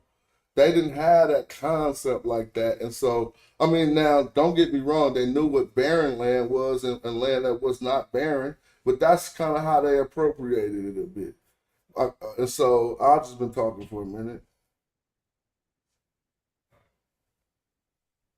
Could have been tree, y'all. That's not the only, a tree, the color is not going to be, for the most part, it won't be green. Yeah, that's true, but think about it. You got to be practical. So these things were like made about the body size of a real human, right? Some of them, the ones that they would carry around at the festivals, at least I think they found one in Tadak Amis tomb, that size or whatever. But you can look that up. It's called the Germinating Osiris. But when they would drag them around, you would think, okay, that mold is probably as big as like a mannequin we would see at the grocery store or something. But think of a mannequin chia pet, though. Now, imagine a chia pet. Why do you want to grow something with hella trees coming out of it? Because now you put an excessive weight on the fact that you got to carry this around and floss it around at the festival. And probably some impracticality of actually hella trees growing out of it and not being green as they first sprout. Because even a tree gonna come up out of something as a little green leaf before it forms its roots and stalks and all that stuff. We all know that. You know what I'm saying? So it's not like it's gonna be like a baby tree. I'm just thinking probability and practicality. They call them corn mummies, so it indicate they use grains. You see what I'm saying? I'm not saying all grains is black and all grains is green and Winterman didn't either. But to deny that fresh vegetation is most normally green when you encounter it is crazy to me. I ain't even seen no blue plants. I seen blue stuff blossom off of a green plant. Even the By here scholars, working. Oh, excuse me. Go ahead. Yeah. I was just gonna say, even the scholars that try to present themselves as objective, man, it's like it's almost even unconscious. They just have an unconscious reaction to just not accept that black reality that's or associated with the people, man. The shit is uncanny, man. Yeah, and so I taking it away from the people, I just tried to falsify all those things to say like this is still an option. Like, yo, you can't take that off the map. Every place y'all falsified it, there's something fake behind it. You know what I'm saying? Now, 100. yeah, and so hey, Just to add a little bit to it. By here working in gardens, a lot of the stuff ain't green originally. You can have brown vines, and when you strip the vine, it turn into green. But the outside of the vine will be brown or dark. yeah, I'm with you, but you got to think about the nursery state. From seedling to you see the first split of the plant where it start going in two different directions. And those, I'm not arguing that all plants are green in that instance. And I'm just saying, to argue that the possibility of that not being where they get the green symbolism from is crazy. Just sharing that blue man, what we call in green, I'm thinking of the green as fading from blue. That blue man was real. Now, how other people took it out of our perspective, how other people took it, like the Hindus What you and mean other the people. blue man was real? I don't get it. Have you ever checked into Hindu belief? Yes, sir. They do a description of many blue people, and it be evil, and they call them their gods, and they get that from our hieroglyphs. Yo, which was that? I ain't cutting you off. I just saying I got a contribution from John Nix, and I appreciate all the support and contribution to the show. I want y'all to know that it's well respected and appreciated when y'all send the cash out. She sent the PayPal, whatever. It'd be love. So thank you, John Nix. All right, keep going. You want me to keep going? Oh, I thought I cut somebody off, but if you was done, no, we just building, we chilling. I'm gonna get ready to wind this down. They say that game is brutal right now. About to go try to cook up one of my super dinners. It's Mother's Day, you feel me? So see what I can do. Yeah, I was trying to unmute myself, but I was going to show the brother, and I was trying to share a source with him where he could, if you don't really want to, brother Daryl, if you just really want to just, you didn't really just want to read about it, I was going to send you a link where you could watch the video, and that'll give you a little bit more information than you could research from there. But I could have I can show the video with you where they could kind of show you like how this really came to be with, from a scientific perspective. And they also have a journal paper that you could read as well. I appreciate it, bro. Yeah, so hold on. I mean, we trying to help. So check this out. If this ain't gonna take that long, Smash, then you can close out. But just out what she says, and then if you need the link to this, I'll send it to you so you'll be able to watch it in your own time. I don't know if you can keep going. I'm gonna just go do what I gotta do. Keep going, keep streaming. Yeah. All right. So check. I don't know. Let me know if you can hear this, Daryl. Across Africa. So archaeologists have been studying these processes for decades. That's not new. What has changed is now with the addition of bioarchaeology and, more importantly, genetic research, we can start to see how humans were moving along with domesticated plants and animals, which is really interesting, again, when we're trying to get at those axes of human variation. So in brief, this is the Coles notes of food production in Africa. Food production first emerges in the Sahara about 8,000 years ago during the African humid period when it was much wetter. There was lakes and rivers that dotted the so-called Green Sahara. everything must come to an end eventually. So global climate change kickstarted the end of the African humid period about 6,000 years ago, and then livestock and presumably also herders spread west and south over the next several thousand years, showing up at the tip of South Africa about 2,000 years ago. So there's a few important things to take from this process. One, unlike in parts of Europe and Asia, cattle are spreading well before crops. So it's mobile pastoralism before farming, which makes sense, again, when we consider the ecology and the environment of many parts of dryland Eastern Africa. When it did spread, it was quite patchy. So food production did not replace pre-existing hunter-gatherers in many parts. We see actually a mosaic developing where hunting and gathering still continues up until the present day in some areas, and herders kind of engage with these hunter-gatherers in different ways. And then also when herding does spread, we see different regional trajectories and traditions. So it's not like one wave of people that's spreading across the continent. It's actually a bunch of different origins for different species of plants and animals at different times with different outcomes. Now, hold up, it's a commercial. But wouldn't that prove my point, though? So when we look... Well, if you're saying that the crop came before the pastoralism, then no, it doesn't. She's saying the actual reverse. She's saying the pastoralism came before the agriculture. And they back this up with, you know, all type of scientific rigor. Now, like I said, this is just the video. They have a journal paper. This is what I would suggest. And then, you know, okay, you watch the video, and anything that you have questions about, they have a journal paper that goes with this actual video. Read the journal paper, and then when you have questions about what's in the journal paper, just everything that you don't agree with, because check this out. When I read journal paper, I don't agree with everything they say. You know what I'm saying? So that's how it works. You got, when you're dealing with this in the way that we're supposed to be dealing with it, with kind of challenging academia, you have to know what academia is saying. So they're saying that the pastoralism starts before before agriculture. Now, if you can come up with something to say agriculture comes before pastoralism, I'm talking about with documentation and shit, then that's what you do. You refute it that way. You understand what I'm saying? Yeah. That's how it works. That's how Smash is doing what he's doing, because he's went off into actually reading the text, and now he's able to do what other humans are able to do, even though they have a degree. Whether you have a degree or not, once you become proficient at reading a text, then you're just another human that can read that text. Some people don't understand that.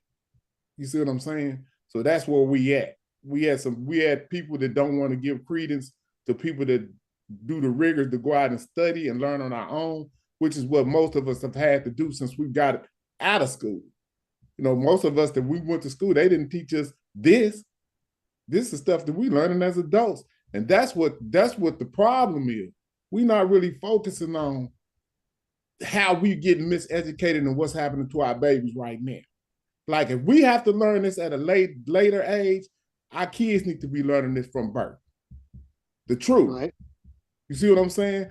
But we're heckling and arguing with each other like our children, when we should be just learning from each other. And it should be as simple as, hey man, Smashed and went and showed us this is what this is. Smash and others, not just Smash, but from our side, and we're following. Not this argument doesn't start with us; it starts with Diop. But Diop and them didn't have they didn't have the genome mapped out of humans. So we're a continuation. They didn't really necessarily. Well, Diop and them were working on the language in Obanga, but we're continuations of that. So just like our kids, they can do stuff with computers that we can't do. They kids, you know what I'm saying? Diop and them couldn't do some. They did some stuff that we can do. They did some stuff that we can't do, but we're doing stuff that they can't do, and we're continuing on their work. And we got what's disappointing and crazy is that we got some detractors off with inside of our own midst that we never would have thought would have been detractors. We thought we was on the same page, and they deviated off what the actual source material says, and acting as if they can't comprehend it. You know what I'm saying? I'm going to give them the benefit of doubt that this got to be an act, and I would hope that they're not really as a collective group this illiterate to not be able to. One of them out of 20 or 30 people can't pull somebody to the side and say, hey man, they right. If 30 adults in a group can't figure this out, that is bad as a collective. You understand what I'm saying? So that's what we're dealing with. The fight is bigger than them, is what I'm trying to say. It's about the future and our kids and us really trying to get this right so the next generation ain't got to wait until they get out of school to learn the truth about our history. We want to put our history in a chronological perspective, just like they gave us when they gave us Adam and Eve. Adam and Eve is the beginning of history outside of science for people that's indoctrinated with religion. That's what they gave us. So when we find out that history starts before 2,000 years ago, which is 1 AD with Jesus Christ, we are obligated to use the chronology of Dr. Clark and Dr. Ben them, and then take it forward with even using the science as well. So that's what we're doing. And I'll stop and I'll let somebody else speak. Let me stop sharing my screen. I hope this will help you, brother. I'm gonna put this in the back chat so you can look at it yourself and view it for yourself. And I'm gonna mute out and let somebody else speak. All right, peace. Anybody else? Black Star, Shimsu, G. Lacan, Brother Daryl, anybody? I wanted to see if anybody else wanted to say something. Okay. Well, the boys over there at the other side, they on the notion that Smash didn't read that email correctly. They saying that the lady did not recant it. Matter of fact, the lady was saying that how can the Egyptian decipher? I mean, according to them, they're saying the lady was saying mostly that the Egyptian didn't know nothing about color. How they gonna describe themselves as different multiple color in Egypt? And they're saying that Smash didn't read that correctly. So that's their stance on it. I think that they're probably what's probably best to happen right now is they just leave this alone. I think they push these people out into a realm of deepness as far as depth of water that they can't even swim in.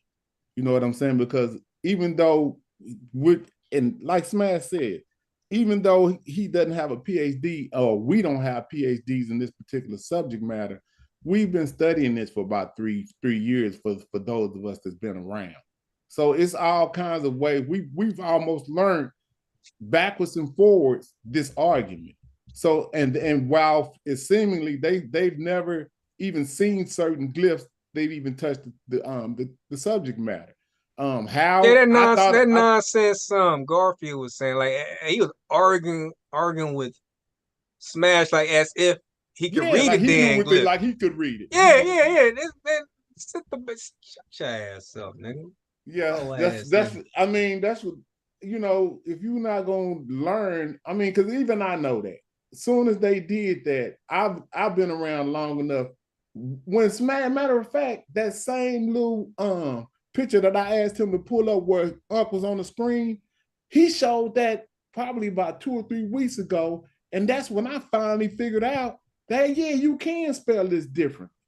You see what I'm saying? So I'm not ashamed to learn, to admit publicly that I learned this about 3 weeks ago. The different ways that you can write it. I always thought it had to have been written one way. But when he showed the different ways that they did it off in the place name, I said, that's some cold shit. Because basically the charcoal glyph, that represents a K and a M. You don't need the owl. The owl is there, but it's just a complement to the KM. You could admit, right. You could omit it. Omit it means you could take it out, and it's still gonna say KM. It's that charcoal glyph represents the KM. I'm trying to simplify for people that don't understand the argument. So when they was tripping on the M being gone, he's showing you other renditions of it where you can still say Kemet without the owl. That's right. Just as simple as that. And they set up and argue with this man live on air. As if they can read it, damn glyph. I even know this shit. I ain't no damn, man, y'all know me. Y'all been watching me just trying to learn. So y'all know I don't know. But what I'm saying is I know that. I knew that when he did it. I said, oh man. But I was like them. I was like on their side too. I said they just don't know. It ain't nothing wrong with that. But you know what? How many people know how to read hieroglyphs? Not me. I don't. See what I'm saying? So it ain't nothing wrong with you, man. But once somebody put it in your face and show you, you got to be honorable enough to admit, man, I was wrong. I'm tripping. And that's it, man. Ain't nobody finna kick you out of nowhere. We're going to be like, okay, now good. Now we all on the same page. But now we stronger because now you back on the same thing. Yeah, but what they can't, what they you can do also, it. They can do it. I mean, they can do it. We can't say they can't do it. Anybody can change their mind. No, I know. But you what I'm saying is, we ain't finna say they can't do it. You can do it. It ain't gonna be nothing to be embarrassed about. Y'all just be honorable and just tell the truth. Hey, this James, over with. James. Yeah, go ahead. They also say they will acknowledge that they're experts saying Smash knows exactly what the hell he's talking about. You know what I'm saying? They say, yeah, they know that the man Smash know exactly what he's talking about because they're experts say that. You dig what I'm saying? They're expert. So they had to bow down to that notion. So remember, Smash don't know what the hell he's talking about, but their experts say Smash knows exactly what the hell he's talking about. So yes. Yeah, well, they're confused on if he some kind of way. Then how are they still confused? See what I'm saying? But what I think this positive that came out of this, I think that they're on notice that somebody in the African American community is sufficient in reading this, and that a challenge has been brought to them, whether they like it or not, to either correct this or we're going to be screaming this out loud that the experts don't know what the hell they talking about. Basically, is what's going on. We're not doing it in a malicious way. But when you write, stand on truth. Right. And make them either say yes or no. If that's what they want to do, or they could just say, hey man, I just want to dialogue with you in the back chat. I don't want nobody to know that you on the right path. That ain't no way. So when Smash said that, I understand what he's saying. Either we're gonna talk about this in public, I don't even want to talk about it. That's real respect and honorability right there. I gotta give it to him. Because if we can't talk about it in public, ain't no need to talk about it. I can keep doing what I'm doing. Right. So, yeah, I don't know where everybody else at, but that's how I be feeling about this. There ain't no need to start cussing people out, talking about people. This is all about information, and we all family. And I know how we all got miseducated in the school system, so I can't fault nobody. You know what I'm saying? I just know we all a certain age right now. We trying to figure this out in the later, some of us in the latter parts of life, and that's a fucking shame to me. But I think they from the beginning. They're really just being ignorant though. Like you could just see it and tell, you can hear it in the conversation. They just really just being ignorant. They're trying to find their evidence that's not there. That's what they trying to do. So that's why they always go be on the opposite side. They just trying to find that evidence to say, oh, well, this is what it really meant. But it's just ignorance. Like you could just tell it's just ignorant. They don't want to admit it. You know what I'm saying? You got people like a SAR, and SAR ain't saying that they enemies like that, but in a scholarly perspective, a SAR, Imhotep, and Smash don't see eye to eye on just pretty much one particular topic. But when you see a SAR come over here and say, yeah, man, y'all on the right page, what's wrong with Don't make Wu Jiao come back. And if Wu Jiao on the right, I don't know what it's gonna take for us to get this for them to concede. But I think that it would be best if they concede, man. It ain't no big thing.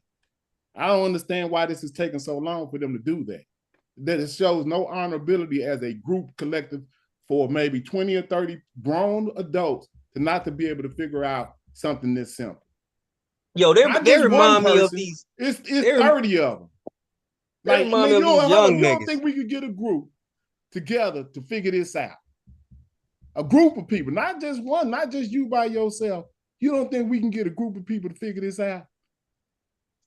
As long as we looking at it from a black perspective and not no one else's. Well, and this funny thing is they don't even bring no black scholar on their so-called. Not to say they have to, but just another perspective. They go outside of the community. Well, man, hold on. These niggas go outside the community. Hold on. Let's do this. It doesn't matter what color the scholar is. If you're inside of that orthodoxy or inside of academia, it's a certain line that you got to toe. And if we don't know that, then something is wrong with us to be expecting these people to put their careers on the line to mess with us. They not doing that. But sometimes let me ask you, would you do that if you went and got a PhD and you making a certain salary a year? Would you mess up your career to come mess with us? Especially when the orthodoxy saying this just means this Kim glyph, it just means Egyptian. That's cut and dry. You deviate off of that, we might have to talk to you about that. You see what I'm saying? But that's a certain team. Those scholars pride themselves off of being on a certain team, though. So they want to always push the narrative of their team. So they will put their neck on that line as they always have done to represent their team, no matter if they right or wrong. We should be aware of that. That's what I'm saying. And Ankh and the boys are aware of that. That's why they don't get those black scholars on there to speak. You know what I'm saying? Because they want, for some odd reason, they think this is a win-win type of shit. They want to win with their agenda, but do not want to educate the community. They bring all these white scholars, talk bad because okay, they know that a black scholar might say they black.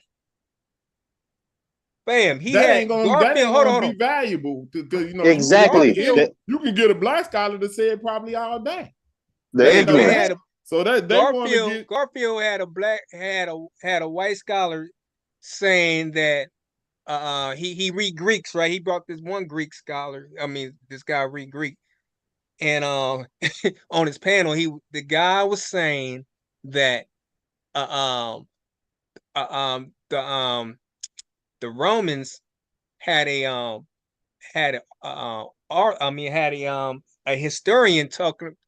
historian, right, saying that the Indians in India, right, the North Indian is bright skin, just like the Egyptian, and the Southern Indians are dark skin, just like the Nubian. But the only difference is they had the Nubian had darker skin and big lips, and so he was giving. I mean, to me, it's just like you bringing these scholar on, and you trying to